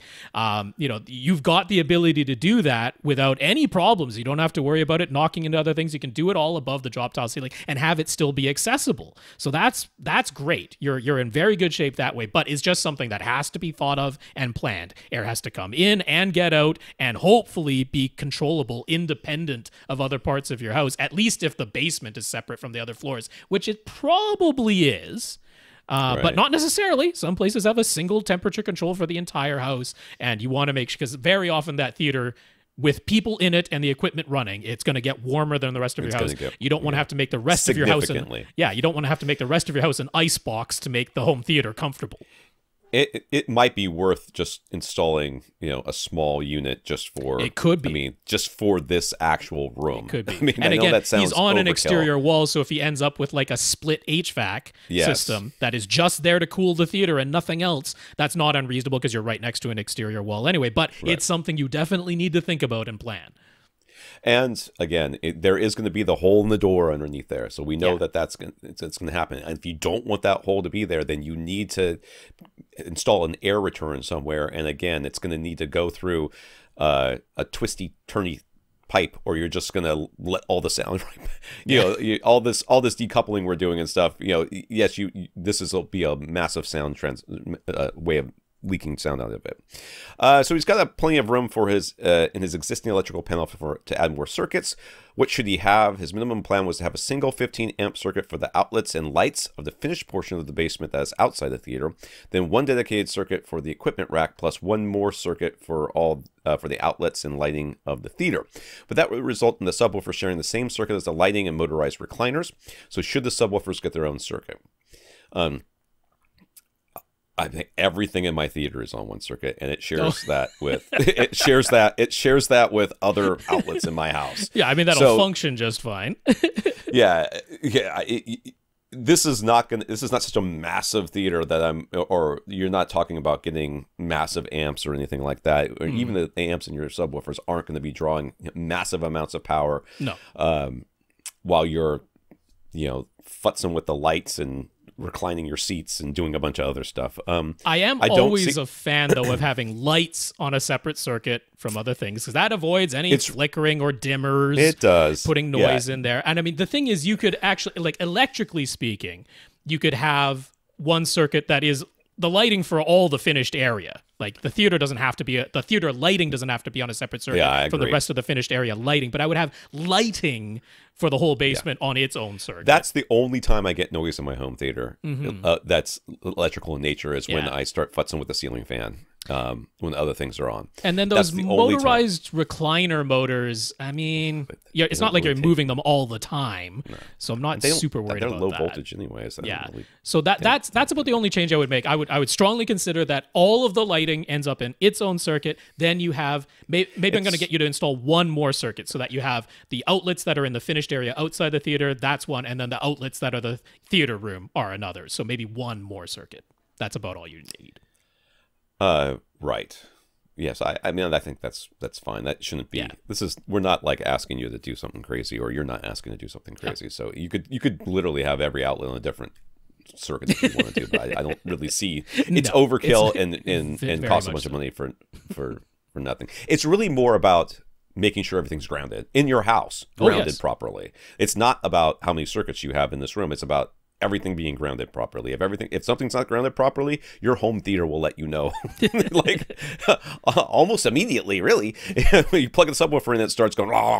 You're like, seem to have a grounding issue. So what do we think about the lighting? What do we think the lighting should be in the theater? He was thinking maybe some wall sconces for ambient lighting and then some recessed lights in the drop tile ceiling for when he needs the room to be fully lit. But for movie playback, should he ever have some low ambient lighting or should it be pitch black? Maybe he really doesn't need those sconces. I mean, I'd have sconces and I would be done. That's what I would have. Yeah, I'm kind of more in favor of that. No holes in the ceiling if we can avoid it. Right. And even though it's a drop tile ceiling, and if you do it what we said, which is to have the insulation up there and then drywall and then some more insulation, it's fine, because you're really installing it in the drop tile ceiling and not the actual ceiling. But I really don't see any reason to have anything more than just sconces that are on a dimmer, that can get bright and then it can stay dim. I know people are like, you need to have some ambient light because you get eye fatigue. Oh, I mean, for movie time, I want it pitch black.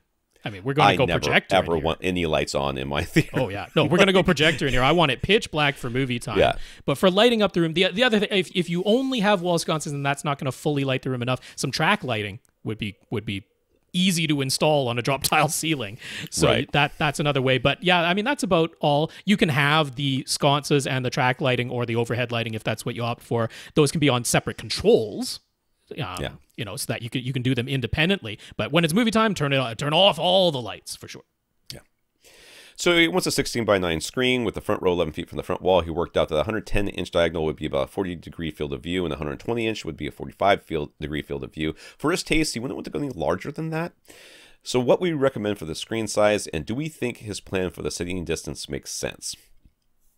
It's fine. It's a little close to the center of the room for my personal taste. It's okay. But it's fine. And I would say either one of these screens will be fine. Either one of these screen sizes will be fine. I'd absolutely go for the 120.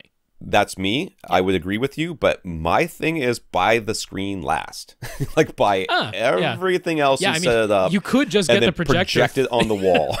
throw it on the wall without a screen there and go, oh, that's the size I want. Yeah, there you go. Like sit down with your wife and say, hey, is that too big? I don't know. It looks okay. And then make it bigger. Is that too big? It looks okay. Is that too big? And you keep going until you get too big. And then you make it smaller. And then you measure. But if you're just planning for where you're going to wire your center speaker and left and right speakers, I would go with the 120. You're going to recline a little bit more than the 11 feet. I think the 120 is perfect. Yeah. And it's a great size that works with speaker positioning and light output capabilities of projectors. And 120 is fantastic here. Right. Okay. What screen should he get? He's feeling overwhelmed by all the choice. This is an easy question. Yes. And just so we know, he actually likes to be able to see his speakers in the room, so he wasn't planning on the false wall or in-wall speakers. However, he'd like to know if it would be worth it to mount the center speaker at ear height and use an acoustically transparent screen, or just stick with the regular center on the stand below FX frame screen that is hung on the wall. Oh, are we going to save you some money? Yeah, really. This is like the easiest question. I am so sick of people on Reddit who insist that people need to raise their center speaker up like 4 inches. It is the theoretical ideal, but I mean, again, here, this is why 120 to me is the size at which you can still have the center speaker up off the floor, because I don't want the center speaker right on the floor. And once you get to like 150, buy M&K speakers because they were meant to be on the floor. I mean, but they were 120, with that in mind. you can mount it at the perfect eye height. The center is going to be a little bit lower than ear height. I will grant you that, but it works perfectly well. I am in full favor of this plan, and that means you can get a silver ticket, fixed frame screen, basic white, $260 for the 120-inch size. That is saving you a pile of money. Silver ticket all the way. And yes, at that price, I know usually that seems too good to be true. No, the performance is right up there with any other white screen that you could hope for, and that is all you need to spend on your screen, and that's great. Right. Yeah, I mean, this is a really easy question because we've dealt with this so many times before. And, you know, again, if you wait until you project it up on the wall and you actually take a look at it, then you'll know exactly how high your center channel needs to be and all of that. So, yeah. Which projector should he get? He's willing to spend as much as $9,000, although spending less is preferable. Mm-hmm. $9,000. I guess that's not that much, but it seems like anything that's above a lot. $100 for me is like a lot of money because I'm very cheap. Any projectors in that price range genuinely good at 4K and HDR these days? Yes. You're going to buy a JVC. You are going to buy a JVC, either the NX5 or the NX7. Some people will try to push you towards the NX7 because it has a physical light filter that gets you to the full DCI P3 color. I want to give my vote to the NX5, also known as the RS1000. They're the exact same projector. Costs less, is actually brighter than the NX7, and without the filter, it still gets to 90% of DCI P3. And I'm like, man, in my book, there's not a whole lot of reason. Now, those have frame-by-frame dynamic tone mapping. It is the best HDR you can get on a projector, and 120 inches, oh, it looks very nice at that size, and it's all coming together nicely. So I would strongly point you towards a JVC NX5. You can get them for about $5,500. Well, look, we saving the money left and right. Yeah. And then he wants to know what mount we would recommend. Like, shelf? Well, you could. Yeah, it could go on your back wall on a shelf. I mean, yep.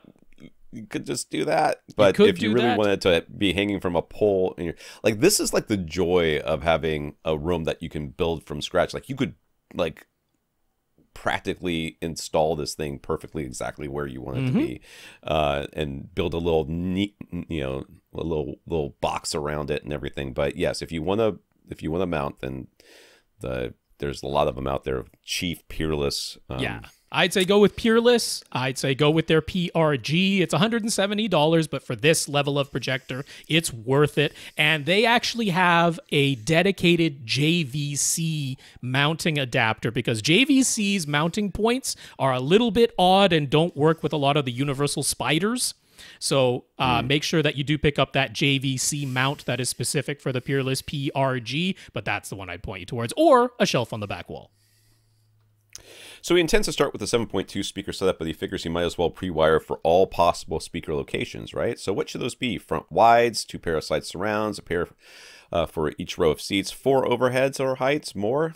Yeah, so I'm not scrolling back up to those pictures to see where he put things. But so if this were me and speaker wire were cheap, which it is, I would have, first of all, I'd have spools of it up in that that drop tile ceiling all ready to go. It goes whatever, because you can literally. I would have wire ends hanging up there on the ceiling for 6 overhead speakers. I don't think you'll never need them, but I would do 6. Yeah. I would also pre-wire all 4 corners for subs, even though you'll 3 corners at least for subs, even though you'll probably never use that. I would pre-wire for two pairs of side surrounds, and then the single, surround back speakers. Yep. I mean, I think that's what I would do. I guess if it were me, I would even consider. Well, I would even consider not going surround backs and just do 2 pairs of side surrounds. Oh, might as well wire for them, though. So, I mean, it's going to be 11 floor-level speakers. That's including 2 pairs of side surrounds. That's including front wides. I mean, pre-wire for them, because why the heck not? Walls are down, ceilings open. Go ahead and do it. So that's 11 there. All 4 corners for your subs. Just go ahead and pre-wire it, because then you've got the options. And then, 6 overheads, pre-wire for it. Probably won't do it, but why not? You got 2 rows of seats, you might. Yeah. So here comes my favorite question. Subwoofers. As seen in his plans, he was thinking front right corner and rear left corner, but he's a little bit concerned that the front right corner location might interfere with the positioning of his front right speaker. So how close can subwoofers go to the walls, and ultimately which subwoofers would we suggest for his room? Years ago, he purchased an SVS SB1000 for a different room based on our recommendations. He's been very happy with that. So he's definitely thinking he'd like to stick with SVS. Well, that makes it easy for us. So this room is not big, and he's worried about positioning. And first of all, you could just kick that sub in the corner, and no one's going to just make sure it's not actually physically touching the walls, and you'll be fine. Yes, yeah. But it can go very close to the walls, in other words. This is a cylinder sub. Oh, is it ever? Happen. Yes. Yeah, and this is the PC2000 Pros. I mean, I think Rob and I both will agree on that one. Yeah, a pair of those, and that placement is fine. They're cylinders. They can go really close to the corners, take up very little floor space. They'll blend right into the shadows. You could cover them with a curtain very easily if you wanted to. And yeah, a pair of PC2000 Pros, and yes, I think the diagonally opposite corner placement will work very nicely. Yes. So for speaker recommendations, he's considering Aperion Veris Grand, SVS Ultra, KEF R series, although the KEF R series is a bit more expensive than what he's aiming for budget-wise. Do we have any strong opinion about what he should get, or other suggestions? He knows he already has some age-related hearing loss of the highest frequencies, so maybe paying extra for tiny nuances in the treble isn't worth it. To get good speakers, period, you shouldn't have to worry about the tiny nuances. They're going to be there anyways. So these are all good options. Yes. I think the Aperion and SVS are free 2-way shipping. They both are. Correctly. Yes, they are. So those you should definitely at least audition a pair. Audition them. Yeah. And then they would be fine. The KEF R series would be good. So what is this price point? This is about $1,000 a pair. No, it's $1,500 a pair. Is that right for the SVS Ultras? Is he considered towers? I guess he's probably considering. He was probably towers, thinking towers. You don't need towers. I go for Ultra bookshelves. I go for Aperion Veris Grand bookshelves. And then even if he went with box subs, he could, and he had to. He could position it above the subwoofer if he went with bookshelves. So that's yet another argument. Room size and distance wise, bookshelves are the right way to go here. I mean, what I would do is perhaps add another option, which would be Ascend Acoustics. No surprise coming from me. Not necessarily. You don't recommend those very often. Right. Yeah. Not necessarily Sierras all around. I'm actually quite in favor of doing, say, HTM 200 SEs for everywhere that isn't your front 3, and going for just Sierras with Rowell ribbon tweeters up at the front, or even just the regular tweeters, because if you're not really concerned about crazy high frequency extension, then the NRT tweeters are no slouches, and actually timbre match even a bit nicer with the regular dome tweeters and the HTM 200 SEs. So that's another option that is not crazy out of this price range whatsoever. I mean, it's if you stick with the less expensive HTM 200 SEs everywhere else, it's lower price. So yeah, I mean, there's no downside with any of the ones that you've selected. No. Just don't go towers. Yeah, don't go towers. I'd go ahead and bring, can you bring in a pair of each? Because why not? There's no shipping costs associated with the SVS and the Aperion. A single pair of bookshelf speakers from Ascend is not going to be that bad, and you can probably find a dealer carrying KEF R series that would maybe let you audition them, or if you had to buy them and return them, then so be it. I would audition all 4 of those. Yeah, I think so too. So in the case of the Aperion and SVS, they offer bipolar or dipole surround speaker options. He would like to mount his surround and surround back speakers on the walls. So would these designs be a better option? He doesn't really want rear-ported speakers sticking out from the wall. So what do we think is best for surrounds? I have my rear-ported SVS Prime satellite speakers practically, I think, maybe within an inch of the wall. For your surrounds and your surround backs, it's really not a problem. And you can really put them not on be shelves. They don't have to be mounted. You can have little shelves that you install. I would do so. I wouldn't worry about that as much. You don't want dipoles or bipoles. I know that they still sell them. I don't. That's not what we do anymore, and it's because of Atmos and DTS X if they ever get their act together. And he very well might have 2 pairs of side surrounds. So Right. You definitely don't want that more diffuse sound anymore. That's not what we're going for. It's not how things are mixed. That's not how things are created. I will say that Ascend's HTM200 SEs, they are a sealed design. So little shelves for those or flush mounts, those can go right against the walls. So that's might be one argument for Ascend. Yeah. So, yeah, I just get regular old satellite speakers. And you're not going to be sitting that far away from them, so you don't need to get matching bookshelves all the way around here. It's just no. So, being a bassman, he isn't sure he wants to carpet the entire floor. He's willing to do it if that's the very best thing to do. But would a padded area rug over the front portion of a hard floor be okay? Yes. Yeah, that's okay. Again, that drop tile ceiling is doing all kinds of favors. It is better than a carpet acoustically to have that drop tile with acoustic ceiling tiles. So I am perfectly fine with, in a basement, it makes sense to me. You have the hard floor and then an area rug would be fine. So he's planning to get GIC absorption panels for the front wall behind the front speakers, the first reflection points on the side walls and along the back wall. What else does he need? Diffusion, bass traps, blah, blah, blah. Okay, so what I would do is, everything you said is fine. And then I would put the first reflection point, and then I would leave the width of a panel on the side wall, and then put another panel, and the width of a panel on the side. I keep doing that until I got to the back. Like towards the back so I of would the room. I would just keep doing that just so it looked normal. I would want bass traps in here, though. I definitely would want bass traps in here. Yes, the other corner, which I think is the front left. No, the front left corner. I would do a floor to ceiling, a chunk trap. Yeah, floor to ceiling thing. I also like taking the GIC tri-traps and lying them on the floor behind or to the sides of your center channel, and then you can do that at the back of the room as well if you want. Yeah.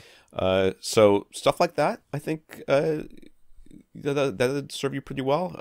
You're not going to be able to put them in the corners where your subs are unless you put them above your subs, which is possible. But I will say, having the drop tile ceiling, acoustic ceiling tiles, and then loose insulation above that, because you don't need to go with the expensive Safe and Sound. No. Just the cheapest, puffiest insulation goes above your drop tile ceiling. That's going to be a pretty good bass trap.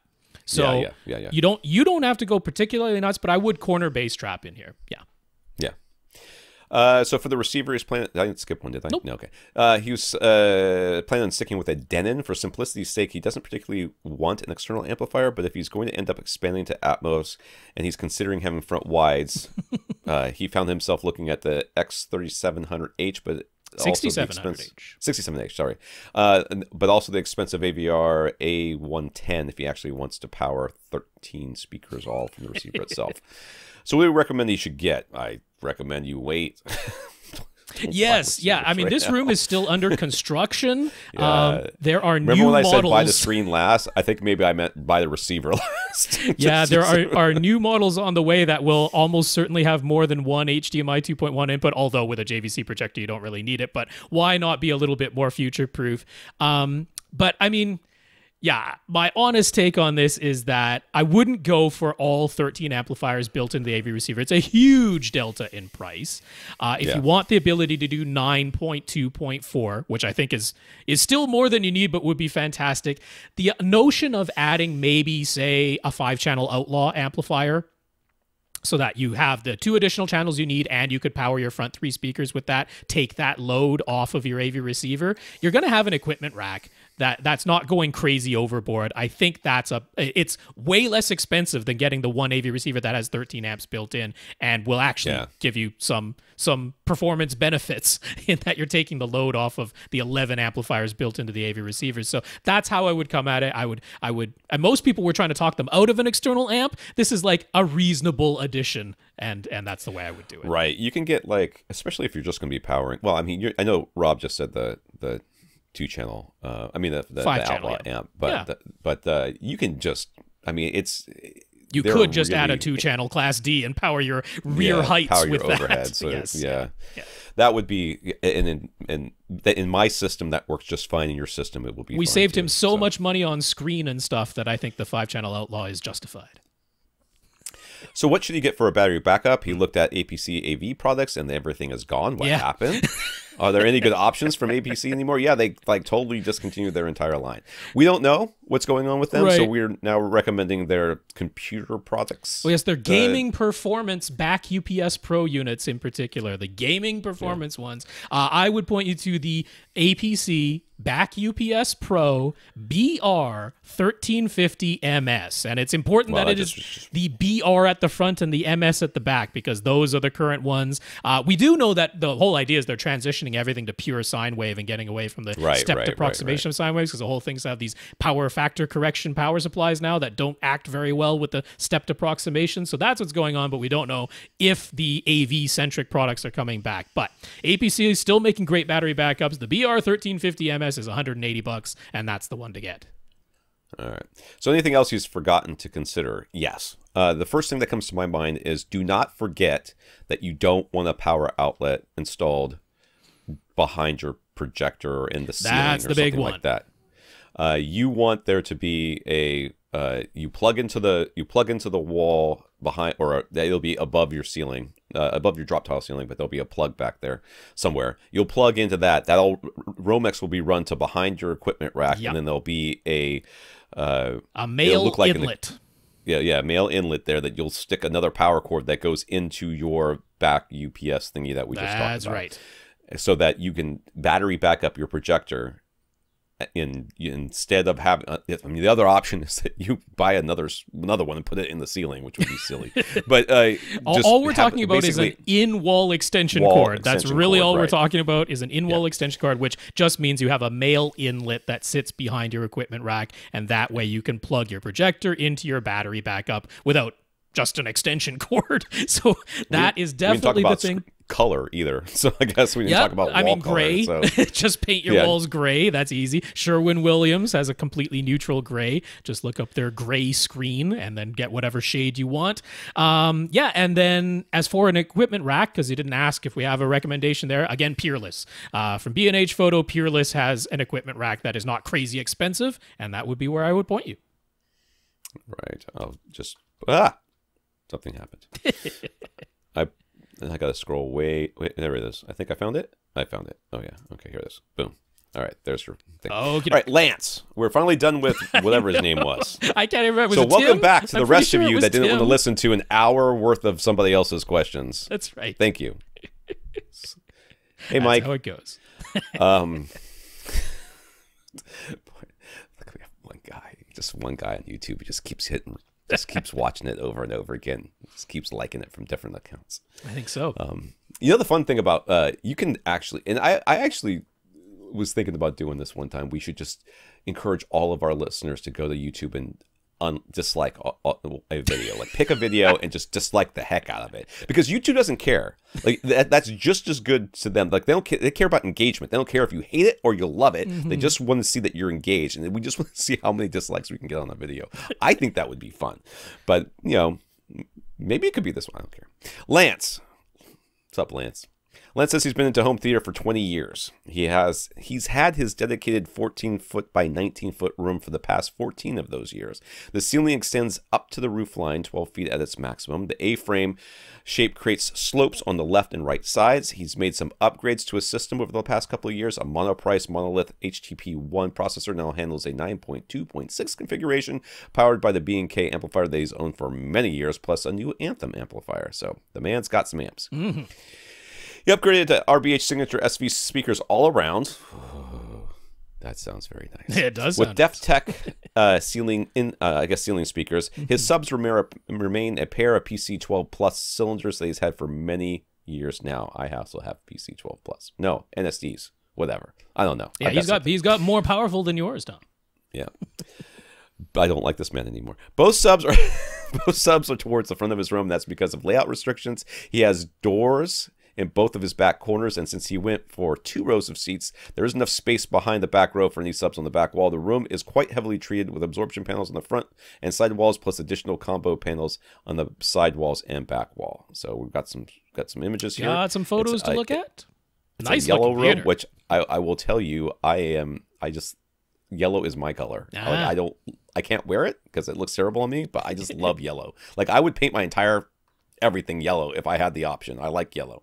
So he's got the combo panels, which look very nice. His doors are gray. It looks like he's got some other built-in stuff going in the back corner or whatever, something like that. So he does not have uniform bass across all of his seats, which is not a surprise considering the placement of his subwoofers. This has always been a problem all of the 14 years. He's moved his dual cylinder subs to all sorts of locations. The current positions at the front of the room are as good as anything else, while resulting in the least amount of obstruction. Dirac in the HP1 processor didn't solve it, and experimenting with a mini DSP 2x4 HD didn't solve it either. His hope is that perhaps Dirac Live Bass Management or the multi-sub optimizer software might be able to improve things, but they both describe that for the best results, you really need at least 3 or 4 subs. He's entirely willing to expand to 9.4.6. He's had his cylinder subs positioned at various locations along the side walls before. It isn't ideal, but it's manageable. So physically putting 2 more cylinder subs into this room could be done, but there's still no way to have any subs on the back wall. So what do we think? Is there any hope of improving the uniformity of the bass in this theater? Would adding 2 more subs just result in more clutter but no improvement? He's willing to sell his 2 PC12 Plus models and get 4 PC2000 Pros if it'd be worth it. What's our take? You can put them on the side walls and you can't get uniform bass? I am confused by this. Yeah, my biggest question, that if you had them... If you can put them midpoints of the side walls, do that. Yeah, I mean, do not buy any more subs. Okay? Obviously, do not sell these subs. Obviously, doing that will mean that they are like within walkways. Yes. There's really no avoiding that. However, he already has like columns that are there and something that's sort of standing there on one of the sides. So you'd be brushing around it, but it's a cylinder. It doesn't have any corners to bang into. So yeah, the midpoints of the sidewalls, I'm a little bit surprised if they don't work. Maybe it's all because of the angled ceiling, although I wouldn't really expect that to be the case. Yeah, I wouldn't either. It is a challenge when you can't get your dual subs across the room from one another. That just makes it really challenging. I mean, can you cheat one forward and one back? You know, like on the side walls. Can one be closer to the front of the room and one be closer to the back of the room? Would that make things better? Because if it's a mirrored location, that should also help. I guess if it is a ceiling related issue, the other thing could be to like have a just bass trap, like put a line of absorption panels. Yeah, like the big soffit trap.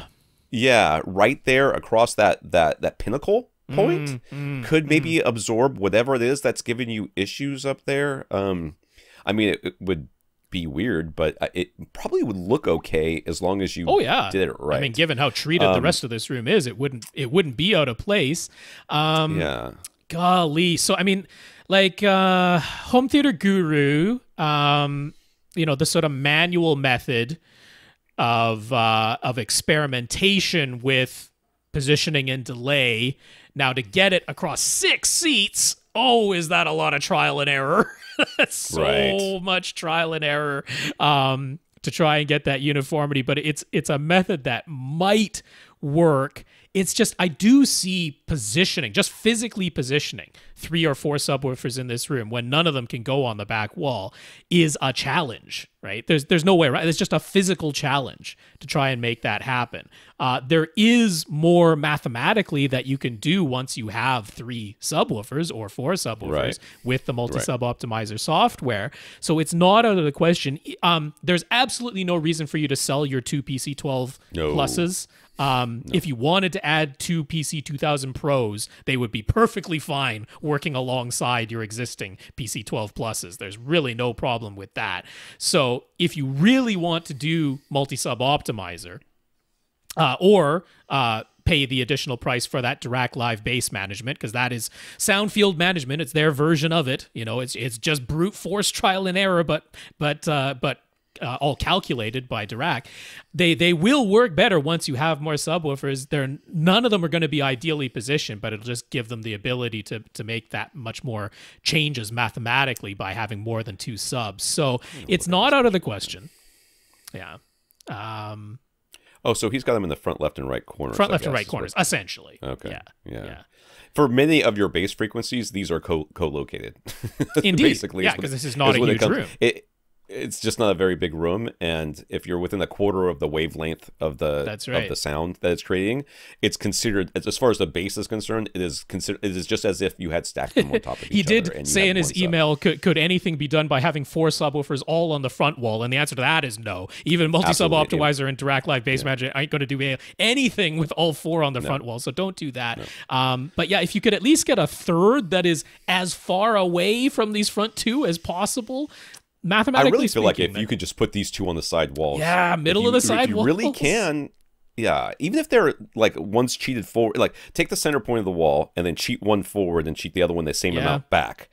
And wherever that works out to be, on either side, and it doesn't matter. It isn't crazy to think that with that high ceiling that you've got right up there at the tippy top point at 12 feet, like you could have a 3 foot deep. I mean, most of that would be air gap, but it's theoretically possible that the air gap behind there 3 feet deep could be done, and then you're really starting to absorb some bass frequencies. So I would say that if you can position those subs that way, and you've tried it before and you've said that it still wasn't good, it's not the placement, it's the room, which would indicate to me that it's that ceiling, and that treating that big pin, that putting a big bass trap above you might be what you need. Yeah. So first things, try to get the subs positioned as well as you can on those side walls. Yeah. Run your whatever you're going to run again, and then if it's still really bad, and I'm wondering how bad it really is, like if is it not perfect, because not perfect is what you're going to experience, because this is the way these things work. But if it's really bad, then I would look at that ceiling and say, okay, time to shove some insulation up there. All right, Bob in the Philippines. So Bob has been using an NVIDIA Shield for several years now. It's really become the center of his home theater system. He had the 2017 model, but it died. So he picked up the newest Shield Pro model to replace it. He spent a solid 2 days reinstalling apps, sideloading some apps that aren't available through the official app store, setting up Plex, and adjusting all of the settings and networking. He finally has it tuned to his liking. I have a feeling that's not exactly to his liking. So since the startup said it took a lot of time and effort, is there a way to back up a complete image of everything on his new Shield? What he's hoping is that if anything ever goes wrong with this unit, he could buy a new one and simply recover everything, settings and all, from the backup. Is there any way to do that, Rob? There is. That's the very, very short answer version of it. Now, here's the big question mark. Okay. He mentioned that he has sideloaded some apps. There are basically apps you can get, official apps, that make it so you can sideload apps. Usually you just upload the executable file to a Google Drive, and then there are apps that you can get in the official app store that let you access the Google Drive and run those executables, and that installs them on your NVIDIA Shield. So if that's the way he did it, then you are going to hate the way that you would get a full image backup that you've described, because to get the full image backup, you have to grant yourself root access to the Android operating system. And when you do that, it erases everything that you've done. Oh. So you could root your NVIDIA Shield, then redo all your settings and everything like that, and then create an image of that. But there's not a way to do the root access after having done all of your setup and then still have root access. It wipes everything when you do the root access. So TWRP, that's Team Win Recovery Project. If you get their software, that will let you root your NVIDIA Shield Pro and create the full image backup, but it would mean going through the whole process of doing all your settings again, unless he already rooted his NVIDIA Shield, because he might have, since he mentioned he might have to sideload stuff, to sideload stuff, because that's the other way to sideload stuff, is to root your thing first. So he didn't say whether he had or not. If you've already rooted your NVIDIA Shield, then this is what you want to do. TWRP, Team Win Recovery Project, that is exactly what you want to do, and you can do the whole image. Now, if you're like, okay, I don't want to do any of that, I don't want to get into rooting my NVIDIA Shield, I used the apps to let me sideload things onto it from Google Drive. There is an app called Helium. It does not work with Android 10, but the NVIDIA Shields are not using Android 10 yet. They're still using Android 9. So Helium will kind of work. What that lets you do is at least back up the settings for all of your apps, but it doesn't let you create like a whole image, right? So if you were to get a new replacement NVIDIA Shield, you'd still have to load all the apps manually. You'd still have to do all of the NVIDIA Shield's settings manually, but then you could, from the Helium app, load the settings for your apps back in. But that's about all it does. So you're probably not going to love that answer, but that is the answer that I'm aware of anyway. Okay. He's got a 2 terabyte SSD, solid state external hard drive, connected to his Shield via USB. When he puts his Shield to sleep, the USB ports are still fully powered, so the hard drive never goes into low power mode. Is there a way to set the USB devices to power down when the Shield goes to sleep? There is. Well, I would give you this answer, but Rob likes to answer questions, so I'm going to let him go. All right. Yeah. If you go into the settings and into your device preferences, you would probably think to look in the storage section, but you don't. You go into the system section. So under the device preferences, you go into the system section and you scroll all the way down, and down at the bottom are the USB port power options. And there is the option to turn off each USB port on the NVIDIA Shield Pro individually. You can choose port 1 or port 2 or both and have them power down when the NVIDIA Shield goes to sleep. I should mention, along with settings, that if you are going to use the Helium app, you do need to activate USB debugging for the Helium app to work. And be able to back things up to an external drive or to your computer. So there, to get USB debugging activated on your NVIDIA Shield, you do have to grant yourself developer access. That's as simple as going into the device preferences, the first section, which is the About section, scroll down to where it says the build number, and then just click OK over and over and over again like you would on an Android phone. And that it'll count it down and say, you're a developer now, once you've clicked OK enough times. And within the developer preferences, the developer options, then you can activate USB debugging to make the Helium app work. Yeah, NVIDIA Shield Pro settings, fun stuff. Okay. Bertrand in Quebec. Sadly, Bertrand's experience with online retailer electronicsforless.ca has become a complete nightmare. That's not good. They've apparently blocked his phone number now and aren't responding to whatsoever to his emails. He was supposed to be refunded for the Rant SR8015 that they never shipped, and for the NVIDIA Shield Tube that they shipped instead of the Shield Pro that he had ordered. That was over a month ago with no refund yet. He's had to make a claim through his credit card company, which is exactly what I would do. Oh, yes. I'm glad he did. He also discovered they are not an authorized retailer for Panasonic. They are authorized for some brands, but not on others. And this is in the fine print. So he couldn't get his malfunctioning UB820 player repaired or replaced under warranty prior to blocking his numbers. Electronics for Less did say they'd send the replacement at his shipping expense, and with him paying for the return shipping of his faulty unit too. But with things being so contentious and with refunds never happening, he really doesn't think he'll ever get that replacement unit now. So that is what it is. In the meantime, he isn't keen to buy another UB820 right away. There's still the possibility Electronics for Less will actually honor their word, but he wanted to get either a PS5 or an Xbox Series X anyways, and those can play Ultra HD Blu-rays, right? They can. And either of them equal in quality to the Panasonic UB820? Is one better than the other as a disc player? I think we covered that one time, right? But that was a long time ago. Early on, yeah, when they first came out. I talked about it a little. That I feel like that's probably changed over time. Yes, so. Well, the issues with raised black levels that the Xbox Series X had when it very first launched, they fixed that quite quickly. So in an overall sense, there's not a big difference between them. Now, in some very nitpicky ways, the PlayStation 5 is a slightly better Ultra HD Blu-ray player than the Xbox Series X. Vincent Teo over at HD TV Test has, of course, been exceedingly thorough in his evaluation of it, so we'll just link to his video where he compares the PlayStation 5 to the Xbox Series X to a dedicated Ultra HD Blu-ray player, specifically as Ultra HD Blu-ray players. And so there are some things in some strange frame rates that occasional discs have where the PlayStation 5 handles it correctly and the Xbox Series X stutters like every 48 seconds. So yeah, you got to be eagle-eyed, but it's there. There are a few things with gradation because the Xbox Series X still acts like a PC, so it converts everything to RGB all the time. And in that conversion, there are occasionally little gradient things where the PlayStation 5 is just outputting the YCBCR signal straight off the disc and it doesn't have those occasional rare instances, but in those nitpicky details, the PlayStation 5 is slightly superior if it boils down to that.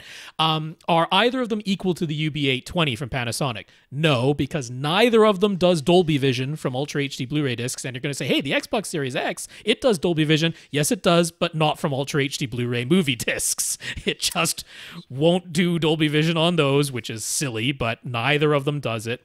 And then neither of them has the HDR optimizer, which is Panasonic's claim to fame on their Ultra HD Blu-ray players.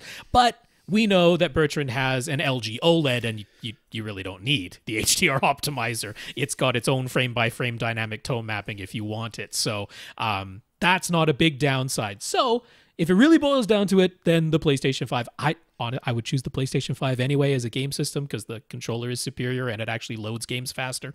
And it actually has some exclusive games now, and the Xbox Series X still doesn't. This is like the least whelming yes.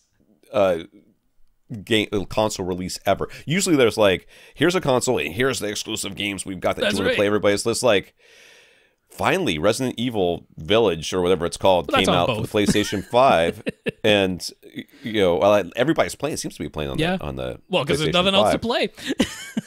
It's like, what was the big release? They remastered Demon Souls or something, or Dark Souls 1 or something. Yeah. For well, there's Returnal. Returnal is an exclusive game on the PlayStation 5.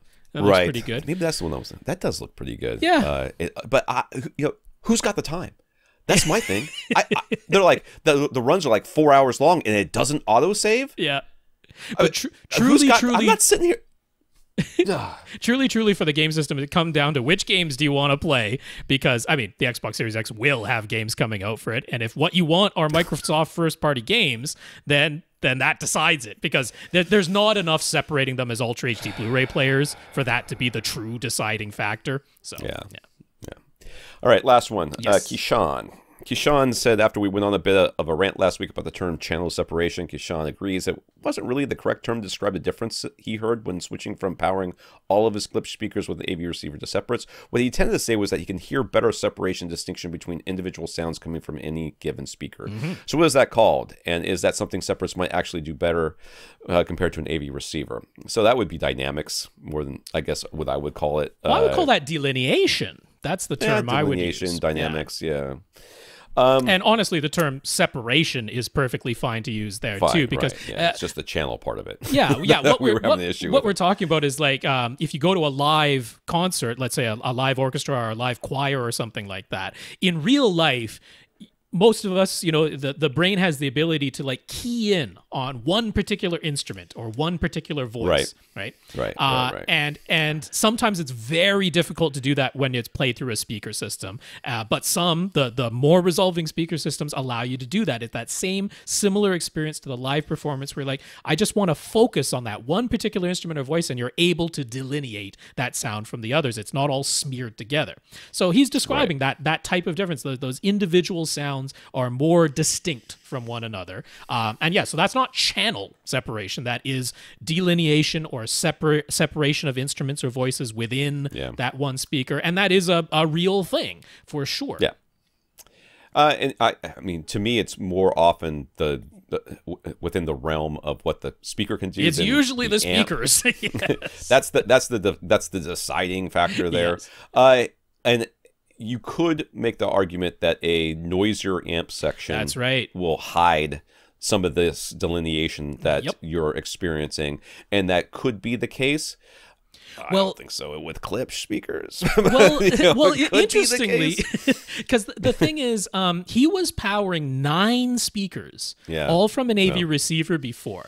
Now, I mean, I've certainly had the experience in person where, like I've mentioned before, I own an Onkyo TX NR 5010 that was a flagship at one point. And it has the lowest noise floor that I've ever had from any amps ever, including my ATI amplifiers. Even those, as quiet as they are, have a slightly higher noise floor than the Onkyo 5010 did when I had a maximum of 3 speakers connected to the Onkyo. Right. As soon as I went to 5 speakers, the noise floor was about the same as my ATI amp at that point. But then when I went to 7 or 9, it got like exponentially louder in the noise floor, to the point that it was like audible. If I had all 9 speakers wired to my Onkyo 5010, the noise floor was like audible. Dead silence all else, but it was much, much louder at that point, because all speakers also act as microphones. Any movement in the air, that signal there's a back signal going back into the amplifier, and part of it is the damping factor, whether you can tamp that down, but that's an electrical thing too, as far as what damping factor actually means. But it's this ability to stop that back wave signal from the speakers acting as microphones, and the more speakers you have connected, the more difficult that becomes. So the notion that having 9 speakers connected to his AV receiver before, that it might have had a higher noise floor than once he's gone to separates with a dedicated amplifier, that's well within the realm of possibility. And speakers as sensitive as Klipsch would make the noise floor more noticeable. That's the weird, right? They need very little in the way of wattage to make them loud, but it also means that because they're so sensitive, a weaker signal produces more sound from them. So I don't think it's completely out to lunch, the idea that this could have really happened, that he actually had a noticeably louder noise floor when he was powering all 9 Klipsch speakers just from the AV receiver. That's within the realm of possibility to me. So, yeah, okay, that's what I'd say on that. All right, who do we have left? Michael, our YouTube guy. He's asking all about us in a multi-part segment, so I don't know if we'll start with that, because it's a bit weird just to talk about ourselves, but that's what he's asked, because there you go. That'll be up first, possibly next week. All right, let's thank our listeners of the week. Let's thank Zachary, Jonathan, and Lance for going to avrant.com and leaving us a PayPal donation, as well as our 127 patrons over at patreon.com. Yes, indeed. Zachary, Jonathan, Lance, thank you very much for the PayPal donations, and patreon.com/AVRant podcast for anyone who would like to sign up for an automatic monthly donation, and thanks to our 127 patrons over there. Thanks to Terry for talking us up to projector people, Daniel for talking us up to SVS, and Kenneth for reminding Rob to order the free adapter thing from Denon. Yeah, Terry, thank you very much. Daniel, thank you for talking us up to SVS. Terry for talking us up to projector people. And Kenneth, yeah, thank you for reminding me, and mine's hopefully on the way. Looking forward to it. Bated breath. We also want to thank Joe, Terry, John, Tim, Dean, Lance, and Michael for sending us notes of gratitude for keeping the podcast going. Yep, I'll just repeat the names: Joe, Terry, John, Tim, Dean, Lance, and Michael. Really do appreciate those notes of gratitude for keeping the podcast going, the encouragement, and a big thank you to everybody who continues to listen and send in your questions. If you want to get your question answered, all you have to do is ask. You ask by emailing us at question@avrant.com. For AVRant, I'm Tom Andrew. And I'm Rob H. Now stay in and listen to something.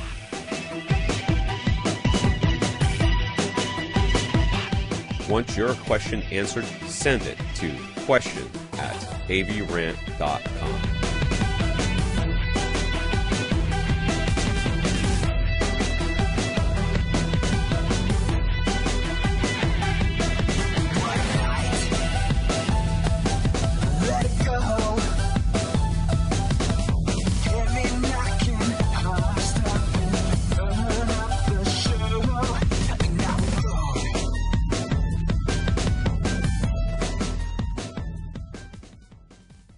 This is AVRant.